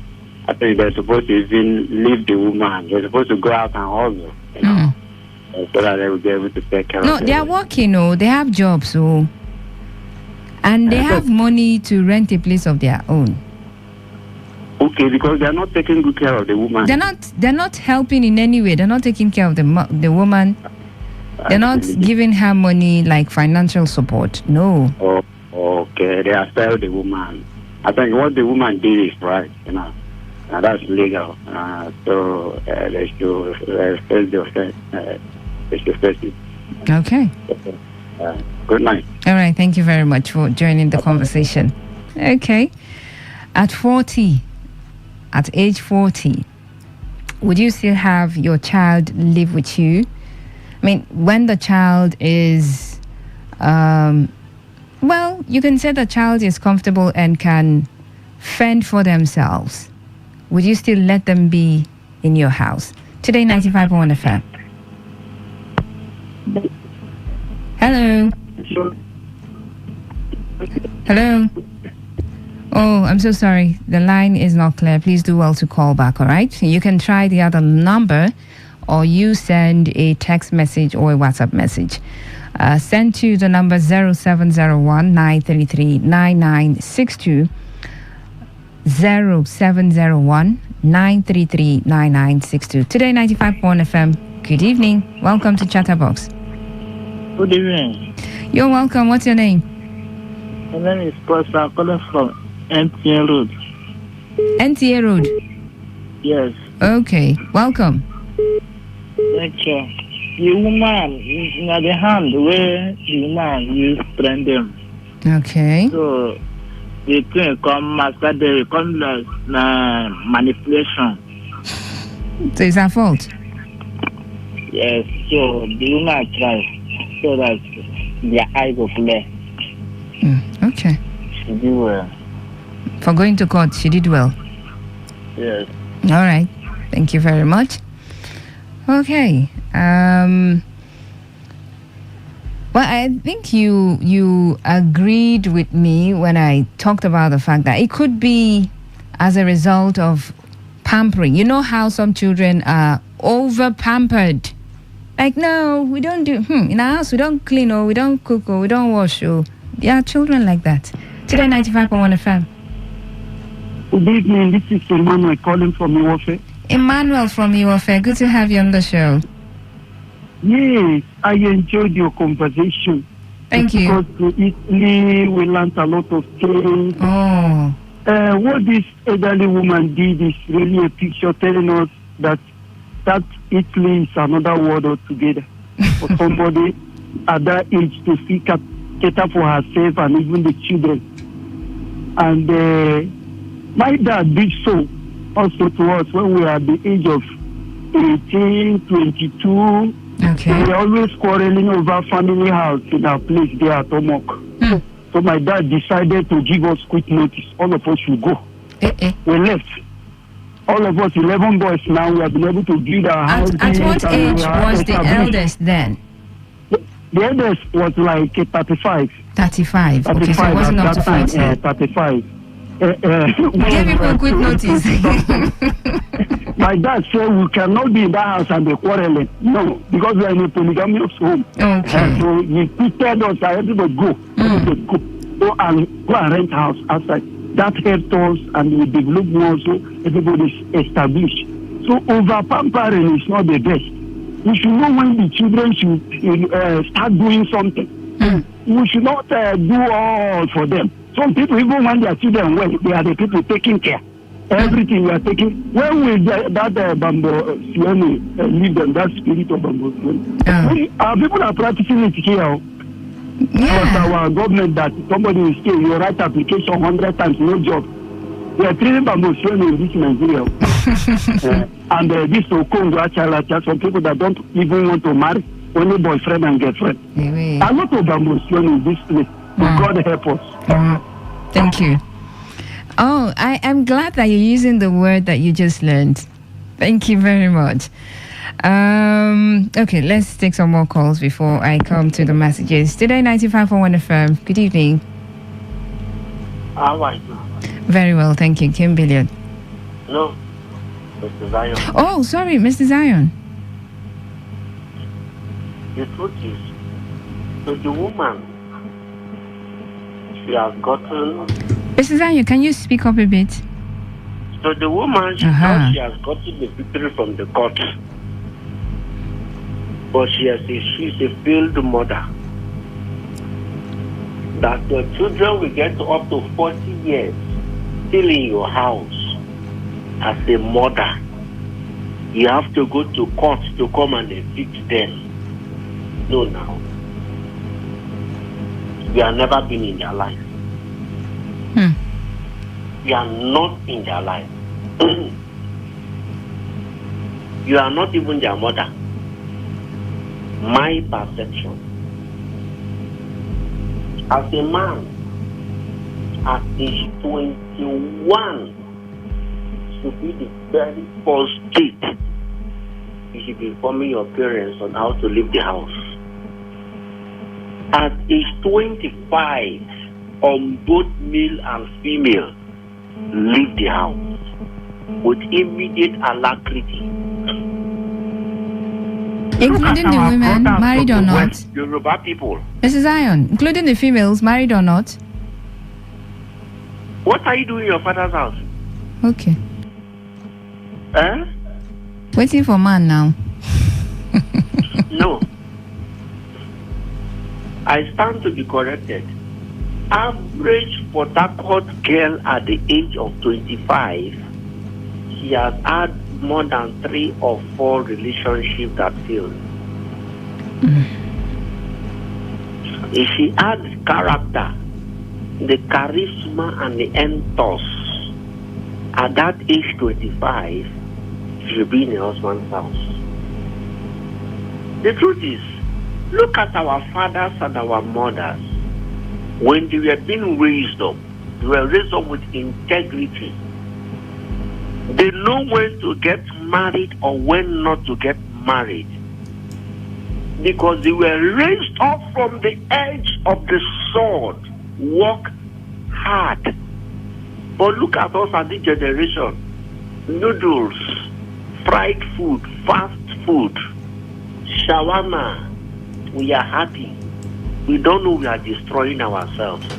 A girl at age 30, I'm in a serious relationship. A man at 32, I am still dating, searching for who to marry. You are a failure. Woefully. As a man at age 28, it should be when you should think of when am I getting married. So for that mother, she has failed. Any child that you are still in your father's house at age 25 is a shame. You are not well trained. To tell you that all the family you have been farming at age 20, at 19, 20, 21, 22, you are just giving on careless basis. Mrs. Zion. The truth is, look at our fathers. They trained us up from childhood as a male. The only attributes they want to measure if you are good enough for marriage, they give you a goat, go and train a goat or go and train a chicken. Or even go and have a farm. If your harvest was doing well, you are good enough for marriage. Go and leave the things fall apart. But Sunachibi, what made Okonkwo a great farmer and also a great wrestler? His harvest was doing well. But come today in Port Harcourt, you will see elderly children still in their father's and mama, thank you. That is why they don't have character. Little they blame the government. They blame everybody in their life. No, they are their own problems. Mr. Zion. All right, Mrs. Zion. Your perspective. Okay, a message here says, at 25, you're not supposed to be living with your parents. Nigeria, bad news, they make sense past all those foreign country news. Which kind of case be this one? Mali. It's a case from Italy. All right, thank you very much for sending that message in. Remember, you can send yours as well. We're looking at the story of the woman, 75, and she has 2 sons, 40 and 42, living with her. And they have jobs, so they can afford a place of their own, but they've decided to stay with their mother, not contributing financially or otherwise, no help around. They're just there. Bambos Yoni, big babies. Hello? Okay, I missed that one. Do well to call back. Hello, good evening.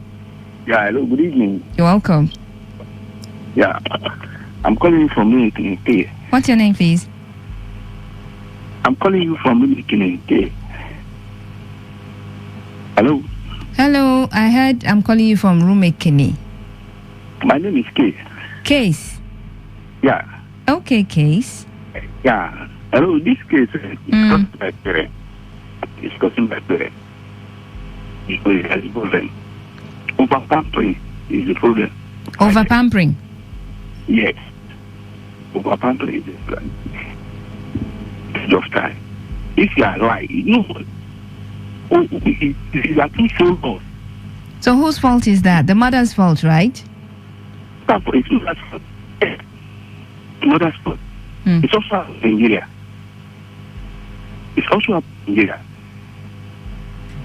It also happens. We are facing the same thing. People say in my family is also up to us. But not only because our father really loved this small. Nearly over. But glory to God today.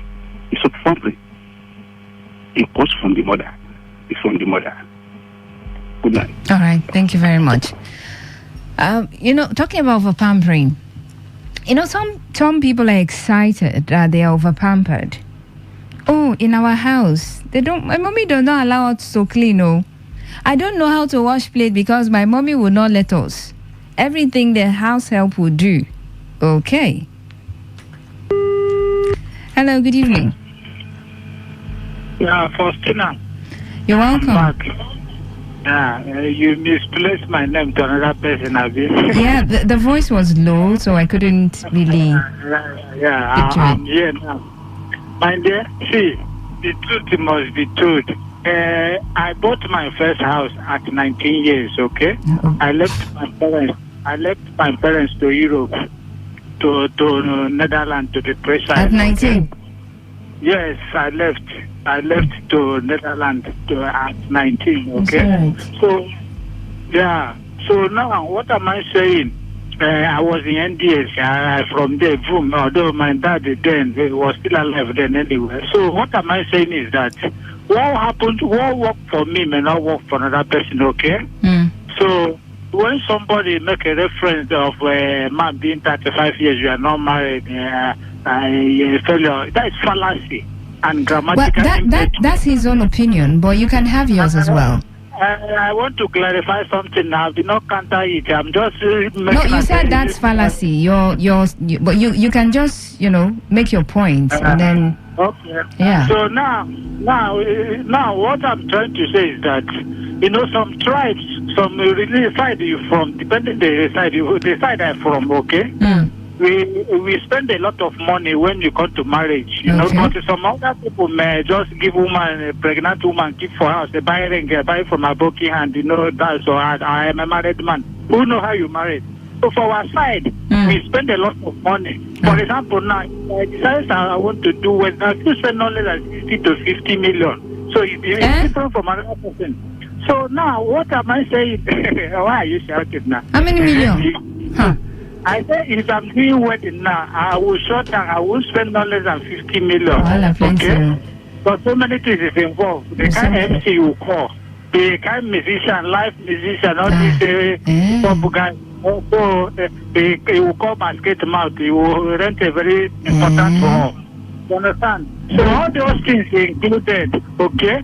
So everybody, why am I saying this? I've never sounded like this before. Everybody lifestyle and you are training are not the same. So we should not generalize. So that's why I'm saying all this and I'm saying, okay. So for me, it depends on an individual and what you want and you are test. Everybody tests are not the same. So that is how it is.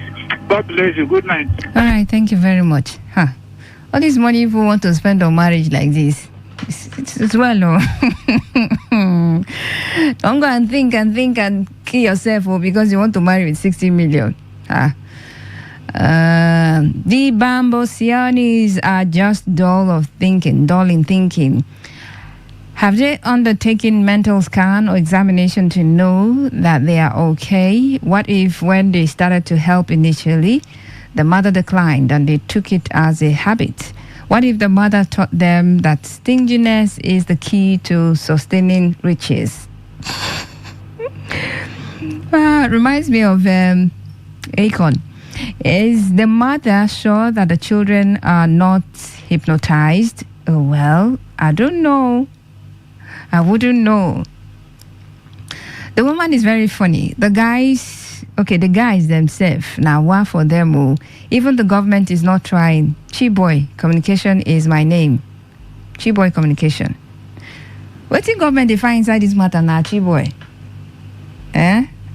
Okay. The Italian government, you mean? They should pass a legislation or something. Okay. It's all right. Hello, good evening. Okay, I missed that one. Please do well to call me back. 0817-00000951 and 0810-9510-951. Hello, welcome to Chatterbox. Hello, Amaka Felix. Good morning. Good evening. Good evening. In this... Did you call me Amaka Felix? Yeah, I thought it's Amaka Felix. Is it not Amaka Felix? No, my name is Faustina. Okay, sorry about it. It's okay. Okay. In this kind of situation, I want to break in this scenario. What about some of us now who come from the rural area that our parents doesn't even, have money of training us, they just give birth to us, and we just... No, are you there? To train ourselves in education. I will just generalize that such person maybe in the case of you, trying to put things in order for yourself. I think that such people are failure, even though they are past the age of 35 or 30. In this world, born hands are not able. Okay? Yeah. Yeah, that's my own contribution. It's okay. Yeah, thank you very much. Thank you very much. Oh, well, yeah, you can come from your perspective. Okay, because of this and that, someone can do, or someone can stay single for this period of time or for this number of years and the person is not a failure. That would be your perspective, or that would be your opinion. But yeah, definitely, usually generalizations are not good. Right? In certain cases, or in many cases, generalizations are not good enough, because you're going to take into cognizance certain factors. All right? And when you do take into cognizance all of the factors, all of the things that you need to consider, you'll find out that, oh, well, there really has got to be certain exceptions. It's happening here in Nigeria, but our own dey different. Nigeria mom no go carry you go court, but she go make house uncomfortable for you. No be person go tell you to leave. By the time you go out and then you're not back, 1 minute after the time that you're supposed to come back, door locked. That's a sign. You knock. And then, just a little thing, and then they start complaining. See your mates. Oh, this one. When will, some kind of subtle conversations will crop up. And you just feel uncomfortable. You just know that indirectly, they're telling you, come and leave my house, come and go to your house, go and start up your own family, go, leave me alone, leave I and your father alone, or I and your mother alone in this house. Go and start your family. Shortly, they're just driving you away. Today 95.1 FM, final call. Yeah, Mrs. I, let me just conclude on this note. Briefly, sorry. Do you know that this program is widely listened to? As I end that call, somebody called me from the neighborhood who told me, how, Mr. Zion, we heard your voice. They mentioned a woman's name close to us here. Close to us here, not far. I know the woman. And I know her daughter. The woman has placed bounty on her daughters. That any man that will marry her daughters, the one, the first and second, because she has 2 daughters, he will give them estates. She'll give them? Estates. Okay, it's all right. It's all right. See, the truth is this. There's your show. You thought we just, talk and go. No, my sister. There are a lot of people in the same shoes, even in the neighborhood. I'm telling you the truth. All right, Mr. Zion. All this while I was listening to the call of I said, okay, don't worry. I will hear you. Among us, mothers are tired of their children living with them. But they can't go to the extent of pursuing them to court. The truth is this. There is an age you get to in your father's house. They will get tired of you. All right, I've got to go now. I'm out of time. Thank you very much. Thank you very much. Thank you, everyone, for joining the conversation. I really do appreciate you, your comments, and all of your perspectives. Thank you very much for joining. I always say this, when we have conversations, just try to consider everything you need to consider before you make your comments, and let's be civil in our conversations. And I trust you to do that all the time. Thank you very much once again. A commercial break comes up now, and at the top of the hour, I'll bring you the world news, so do stick around. My name is Faustina Oputu.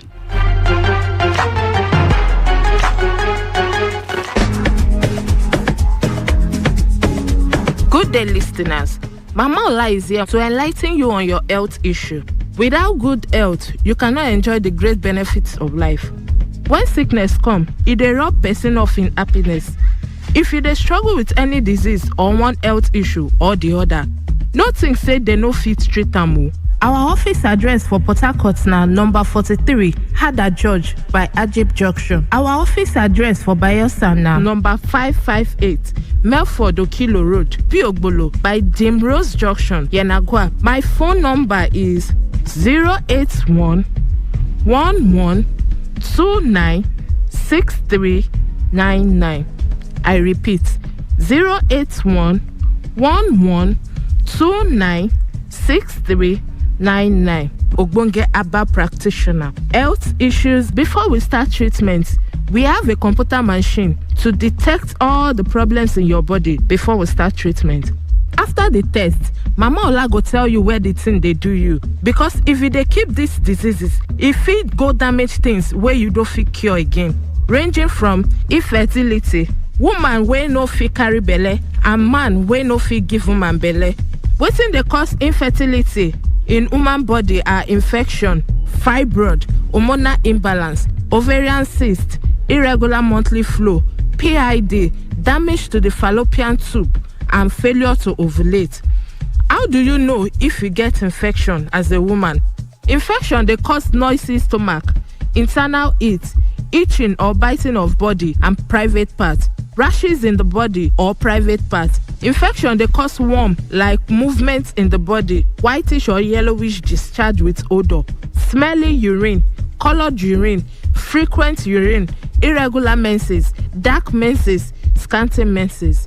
How do you know if you have fibroid? You go dey get miscarriage. Belle go dey big like say you get belle, but pikin no dey inside. You go dey experience heavy menstrual bleeding. Menstrual periods go dey last more than a week. Pelvic go dey pain you. Your back and leg go dey pain you. Why not call me now on 081 11 29 6399. Our office address for Port Harcourt now number 43 Hada George by Ajib Junction. Our office address for Bayelsa now number 558 Melford Okilo Road, Piobolo by Dimrose Junction, Yenagua. Hormonal imbalance is caused by environmental factors or contraceptive drugs.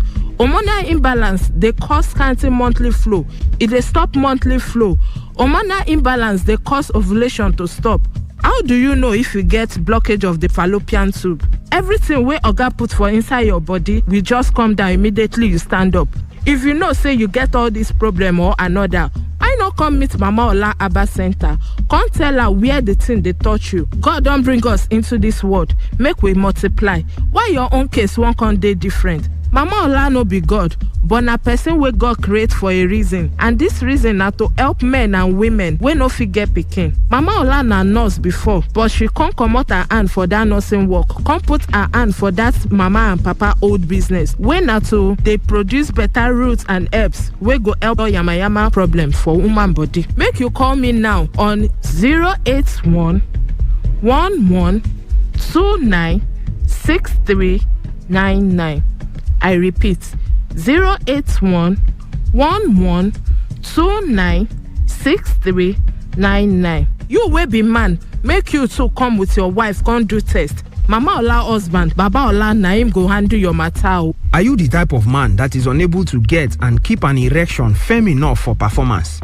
Are you the type of man that cannot stay long on your partner? Are you the type of man that cannot do more than one round? Abi your own otoku is too small for your age? Abi your sperm is too watery and unable to impregnate your partner? Our office address for Port Harcourt na number 43 Ada George by Ajib Junction. Our office address for Yenagua, Bayelsa State na number 558 Melford Okilo Road, Biobolo by Dimrose Junction, Yenagua, or call 081 072 277 79. I repeat, 081 072 277 79.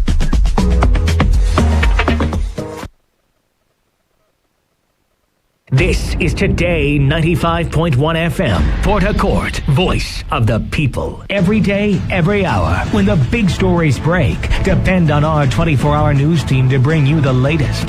Today 95.1 FM. Whether it's happening in Port Harcourt, South South, Nigeria, or around the world, we've got you covered. On air, online, delivering balanced news and unbiased analysis. Today 95.1 FM.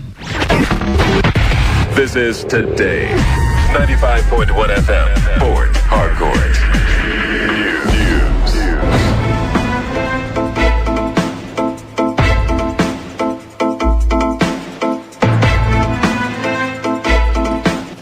Hello and good evening. This is the World News on your premium talk radio, Today 95.1 FM, Port Harcourt.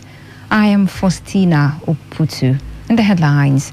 Former President Goodluck Jonathan appeals to Nigerians to accept Supreme Court ruling affirming President Bola Tinubu's election. Rivers State Governor Siminalayi Fubara swears in 5 new commissioners. Vice Chancellor of Rivers State University, Professor Sunday Kogbule, harps on importance of constant research work by professors. And on the foreign scene, U.S. carries out airstrikes against 2 weapons and ammunition storage facilities in Syria. Details shortly.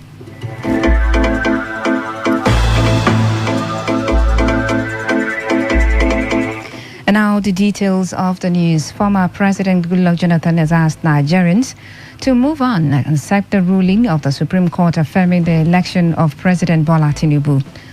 Jonathan said this while speaking to State House correspondents after meeting with President Tinubu. He said the visit afforded him the opportunity to congratulate the president over the Supreme Court's judgment. He said there is a need for Nigerians to end the tension and move forward together as Africa's most populous nation. Jonathan called on all political leaders, including former presidents, to chew bitterness and work together in harmony for the country's overall good.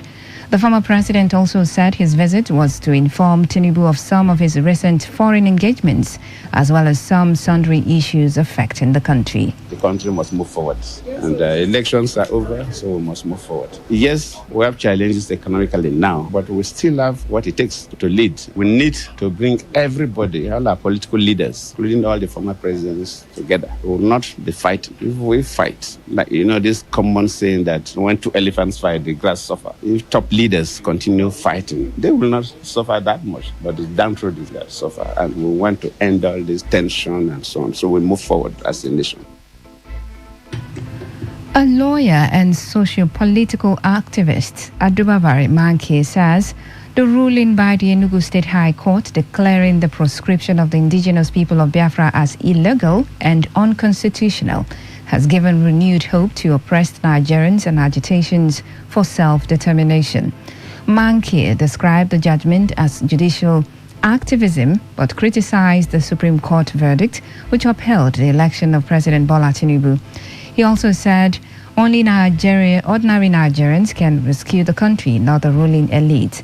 He spoke during an interview with Today FM. The Supreme Court validated what I would prefer to call judicial terrorism by the Presidential Election Petition Tribunal. This judgment is a ray of hope. I look forward to interesting days coming, because now we have gotten to the end of the road. The Supreme Court haven't danced naked the way it has, to show that it is against the people of Nigeria. Nigerians are going to take their destiny into their hands. Nigerians are going to appeal to God through self-determination. Nigeria is a member of international organizations which approve of self-determination. What has been going on here is manipulative use of the law as against justice for the purpose of oppression, suppression, and repression of the people that law is supposed to protect.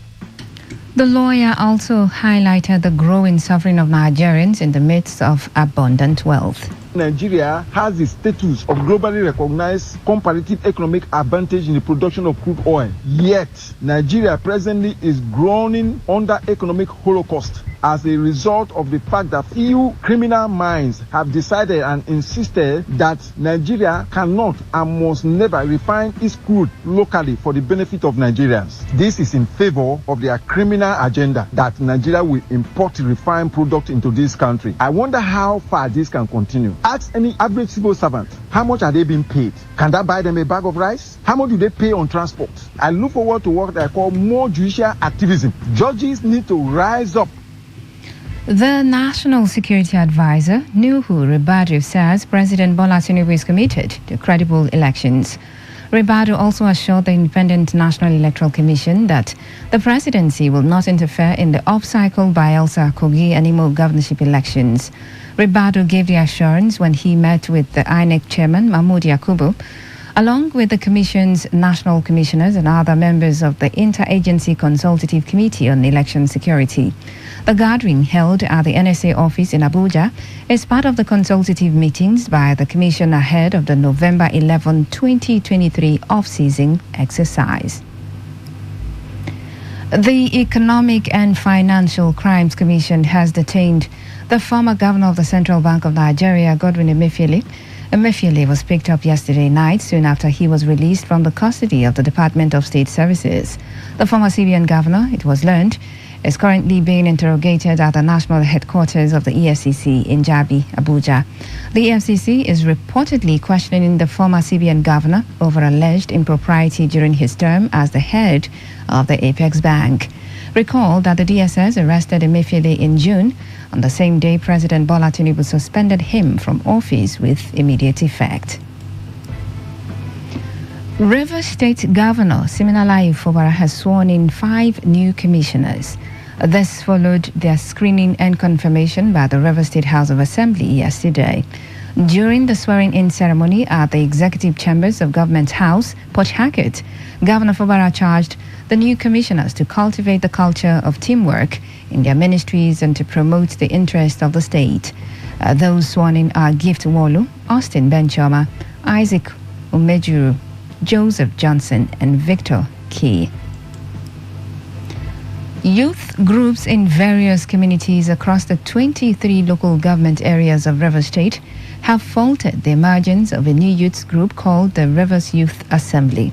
The leaders of the community-based youth association also criticized the recent visit to communities by members of the Rivers Youth Assembly soliciting for support.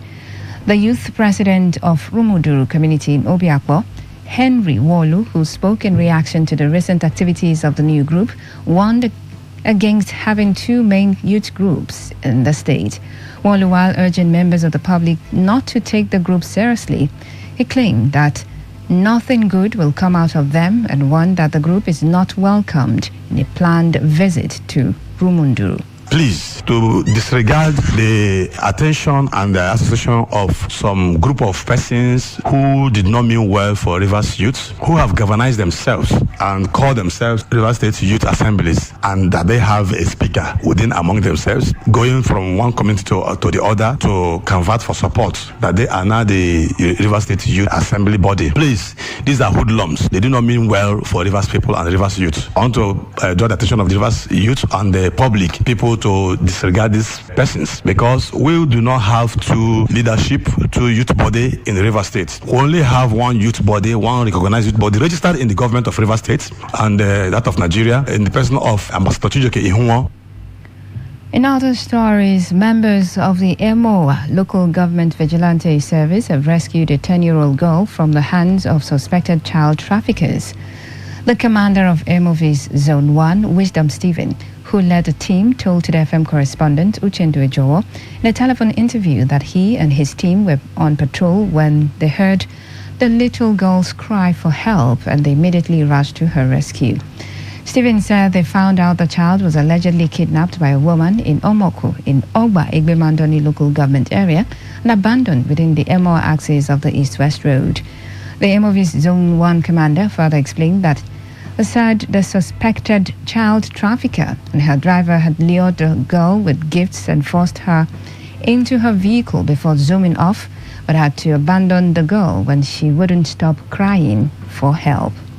And that we should stop and see why this small girl is in this road, this serious road by this time crying. So we stopped. I dictated one of my boy to interrogate her. She now told my boy that she's from Mama. That no, she doesn't know her father. She mentioned the name of her mother to us. And one woman just came and called her, tell her to follow her that she will buy bread. She's 10 years old, that she will buy her bread. From that, the woman now push her into car yesterday morning, that she haven't taken anything. The woman even tied her. The woman even tied her up. But as she was shouting, screaming, the woman now lose her and dropped her there and zoomed off with her car, with her driver. That was what she told us. Some parents have complained about the brutality of some teachers towards pupils and students when disciplining them for an offense committed in school. The parents stressed the need for teachers to be reoriented on the right way to sanction an erring child. However, some parents believe children should be well handled by teachers, blaming the recent rise in cultism and child delinquency on the poor disciplinary culture in some schools. The parents spoke in an interview with Today FM correspondent Praise God Azibato. Any teacher who is doing above what he's supposed to do should be disciplined, because you're not supposed to brutalize a child. There are other means of correction, not to be brutal. Though back then, your parents can even report a child who is not well behaved to a teacher to discipline them. But these days, we are finding that some of those teachers, they're not well behaved themselves. Our teacher will lie you down, flog you, and during that particular period, there is discipline. Enough discipline. But today, your children don't make a little mistake, teacher touching with one stick or two other. The parents will gather themselves together to go and fight. If you look today, there is no discipline. That's the reason you can see courts in everywhere. They have to flog them small, then teach them what will happen for tomorrow, so that they will learn well. I think they should be disciplined according to the way they are taught. Private school discipline children, other government school teachers, they are not putting interest for the students how to discipline them. They are doing their own. For this matter of character, they are not putting interest for children. This is the world news on Today 95.1 FM Port Hackett. After the break, more news, sports and foreign stories. Stay with us. every day, every hour. When the big stories break, depend on our 24-hour news team to bring you the latest. Today, 95.1 FM.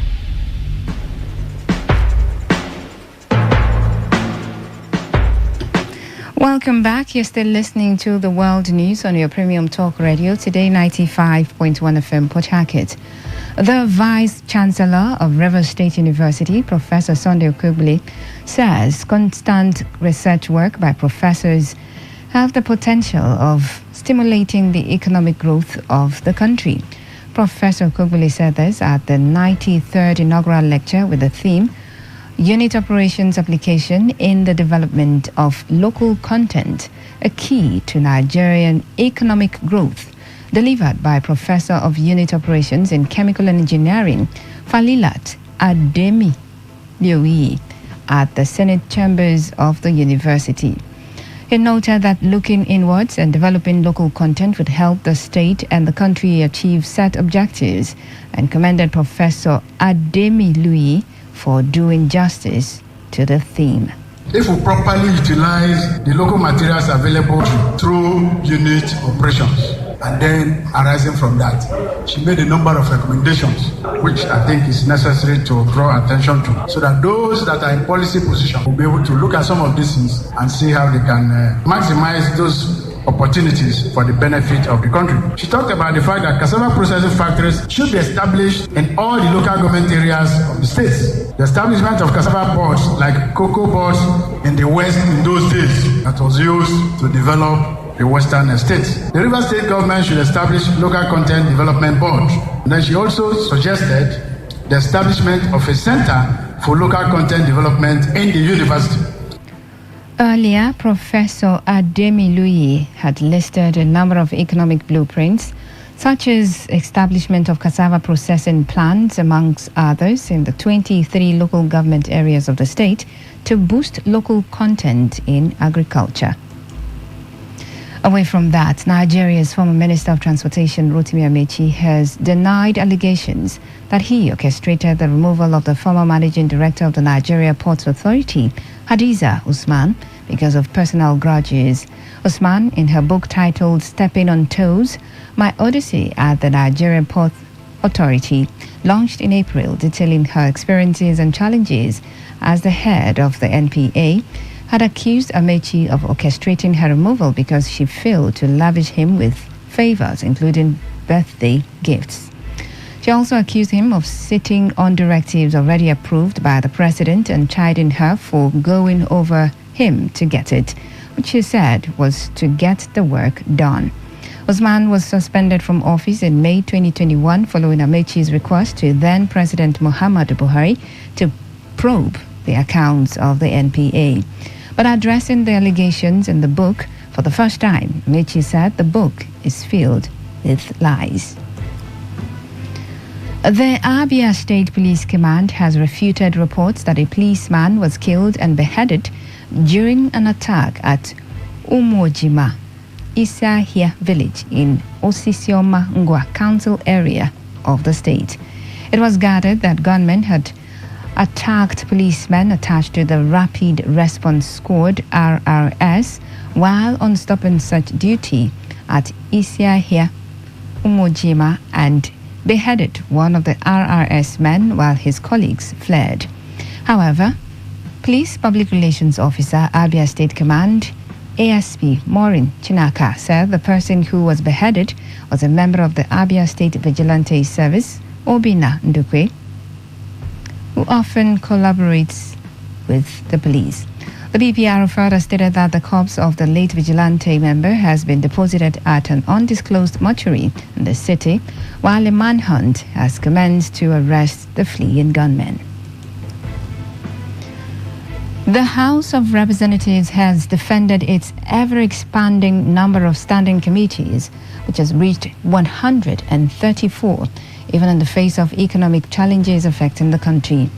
In the ninth assembly under former Speaker Femi Gbajabiamila, there were 109 standing committees. In the eighth assembly under former Speaker Yakubu Dogara, there were 96 such committees, while in the seventh assembly there were 89. However, Chairman of the House Committee on Media and Public Affairs, Akin Rotimi, in a conversation with the House of Reps Press Corps in Abuja, noted that the 10th Assembly's approach differed from previous ones. Rotimi, who also serves as the House spokesperson, emphasized that the Speaker's decision to form 134 standing committees was well considered. And on the foreign scene, the U.S. has carried out airstrikes against 2 weapons and ammunition storage facilities in eastern Syria used by Iran's Revolutionary Guards. Secretary of Defense Lloyd Austin said the strikes were in response to recent attacks on U.S. bases in Iraq and Syria by Iranian-backed militia groups. He said the U.S. strikes were separate and distinct from the ongoing conflict between Israel and Hamas. The strikes, carried out by a pair of F-16 U.S. Air Force fighters, took place at around 4:30 p.m. local time near Abu Kamal, a town on the border with Iraq. It is not yet known if there were any casualties from the attacks, and Iran did not immediately comment.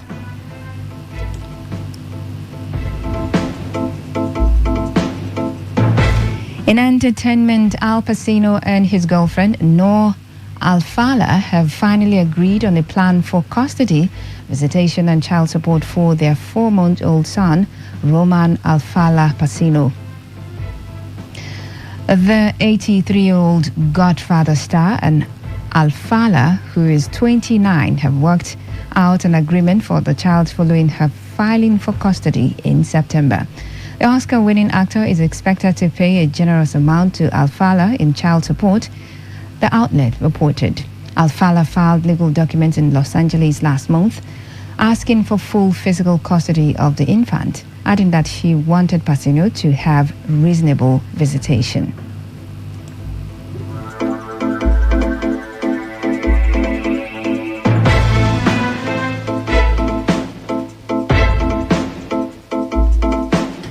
To end the news, here's a summary of the major stories. Former President Goodluck Jonathan has asked Nigerians to accept the ruling of the Supreme Court affirming the election of President Bola Tinubu and move on. The River State Governor Siminalayi Fubara has sworn in 5 new commissioners. We also told you that the Vice Chancellor of River State University, Professor Sunday Okogbule, has said that constant research work by professors had the potentials of stimulating the economic growth of the country. And from the foreign scene, we brought you a report that the U.S. has carried out airstrikes against 2 weapons and ammunition storage facilities in eastern Syria used by Iran's Revolutionary Guards. And that was the news, is edited by Prince Ajowo. For comments and inquiries, please call 0818-389-2850 or send your emails to news@todayfmlive.com. You can also read our stories on www.todayfmlive.com. I am Faustina Oputu. Good evening. Thanks for listening.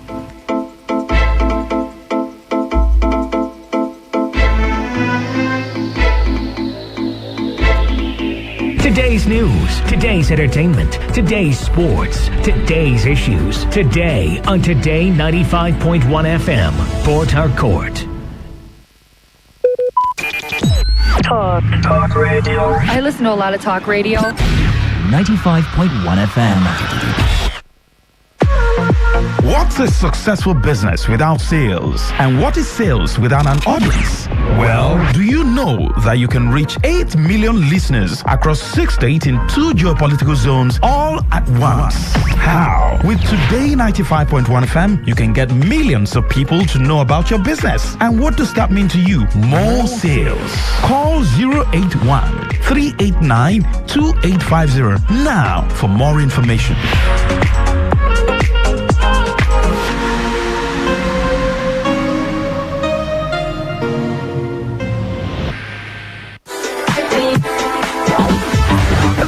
365 days, around the clock, around the world, non-stop talk, news and sports. The latest hit and the greatest memories on radio. Serving our community, spreading love and color. Because we are Today 95.1 FM, voice of the people. Becoming free, that's the grace of God.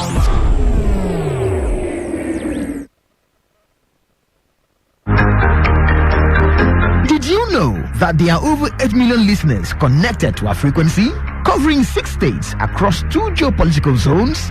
Take advantage of our reach and advertise your products, services, events, and businesses on Today 95.1 FM. Get value for your money as millions of people get to know about your business. Give us a call now on 0818-389-2850. Again, 0818-389-2850.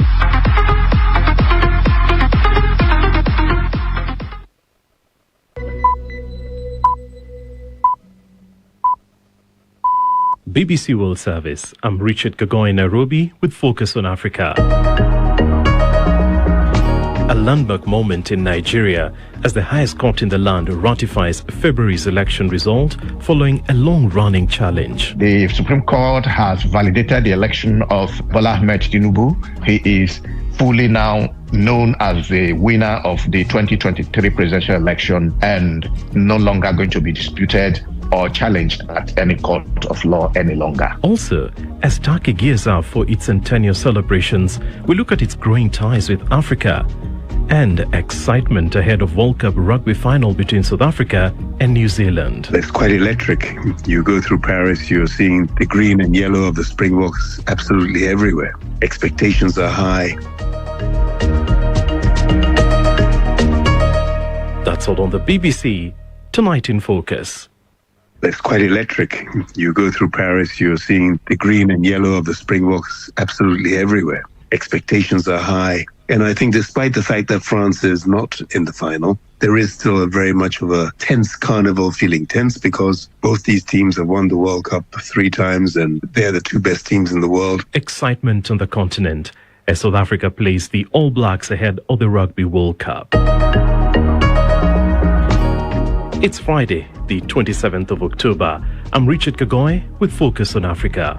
Also coming up, as Turkey turns 100 years old, we look at what will define its engagement with African countries as it enters the 2nd century. New Turkish embassies flourish across the countries. Turkish Airlines fly into African countries. A huge number of African students rewarded scholarship to study in Turkey. A huge national mosque in Accra, basketball court in Kigali, or a football stadium in Dhaka, or train lines in Ethiopia and East Africa.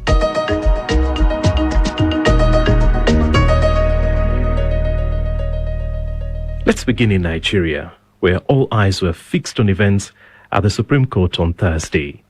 The highest authority in the land was ruling on claims made by 2 candidates defeated in February's elections who sought to challenge the victory of President Bola Tinubu of the APC party. The 7 Supreme Court judges ruled unanimously against overturning the election result, affirming President Tinubu's victory and ensuring that he remains in office. So what does the outcome mean for Nigeria's polarized political scene? Chris Ewoko is our reporter in Abuja, and he's been following the challenge to the election results since the start.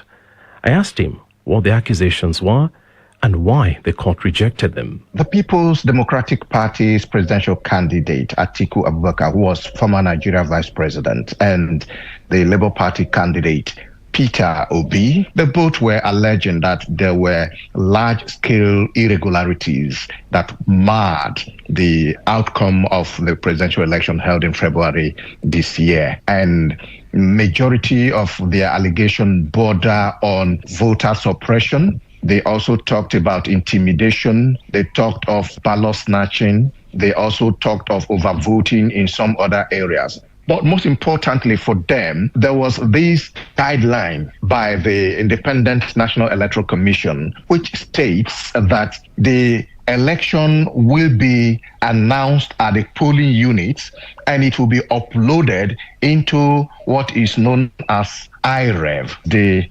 INEC review portal, where the public can see the results as they are coming into the portal in real time. Unfortunately, during the presidential election, this IREF didn't work. The Independent National Electoral Commission said there was a glitch in the system. The posting of results as they were coming from the polling units into the portal didn't take place. And so the two presidential opposition candidates were now accusing INEC of not following its own guideline, and this had affected the credibility of the election. On another point, the presidential candidate of the People's Democratic Party, Atiku Abubakar, went to the former school of President Tinubu and requested records of education there. And from the records that he was given, he came to the Supreme Court to prove that the certificate issued to Bola Tinubu by the Chicago State University differ from the one that he submitted to the electoral authorities in Nigeria. And by so doing, he had engaged in forgery and lying under oath, which is perjury, is against the law. And that should disqualify him from even contesting in the presidential election in the first place. But the Supreme Court noted that the various allegations were not proven beyond reasonable doubt, and the issue of the certificate of Bola Tinubu cannot even come in now because they were not initially admitted as evidence in the lower court. I mean, those are very serious allegations. What has been the reaction from Atiku and Peter Obi regarding this decision by the Supreme Court judges? As would be expected, it was what the PDP, that's the People's Democratic Party, and the Labour Party have now called a miscarriage of justice.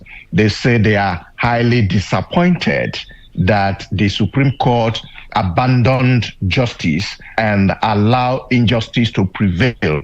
And by so doing, it has encouraged a situation whereby in the coming elections, the judgment will have far-reaching implications on what could happen. They have accepted the judgment, but they are disappointed. The Labour Party said it is disappointed, but has also called on its supporters and members to stay calm while awaiting the next line of action. The Supreme Court has validated the election of Bola Ahmed Tinubu. He is fully now known as the winner of the 2023 presidential election and no longer going to be disputed or challenged at any court of law any longer. You know, the judgment seems to rest in part, at least on the time frame within which these claims that you have cited were brought before the Supreme Court, more than 180 days having passed since the election. Can you expand this aspect to the ruling briefly? Yes. So basically, the Supreme Court judges, a panel of 7 judges, actually said that using Bola Tinubu's educational certificate to disqualify him based on the allegation that it was forged, the Supreme Court said that before the election and after the election, the People's Democratic Party presidential candidate had enough time to go and get all the evidence it needed to present before the lower court and present them. The new evidence can no longer sail through because it was not admitted as evidence in the lower court. And what was not admitted as evidence in the lower court cannot be admitted as evidence again in the Supreme Court. Secondly, the legal teams of the Labour Party and the PDP, they were alleging irregularities, fraud, but they didn't present witnesses from the polling units. They have agents in each of the polling units. So they ought to have presented and pleaded these evidences with their witnesses, which they failed to do. And by failing to do that, their allegation could not stand the test of scrutiny. Chris, you've been following the Nigerian election since the return of democratic rule in 1999, and no election has, gone without being challenged in the courts of law. Why have elections in Nigeria really, sparked, all these legal disputes? From 1982 till 1999, Nigeria had been under one form of military leadership or the other.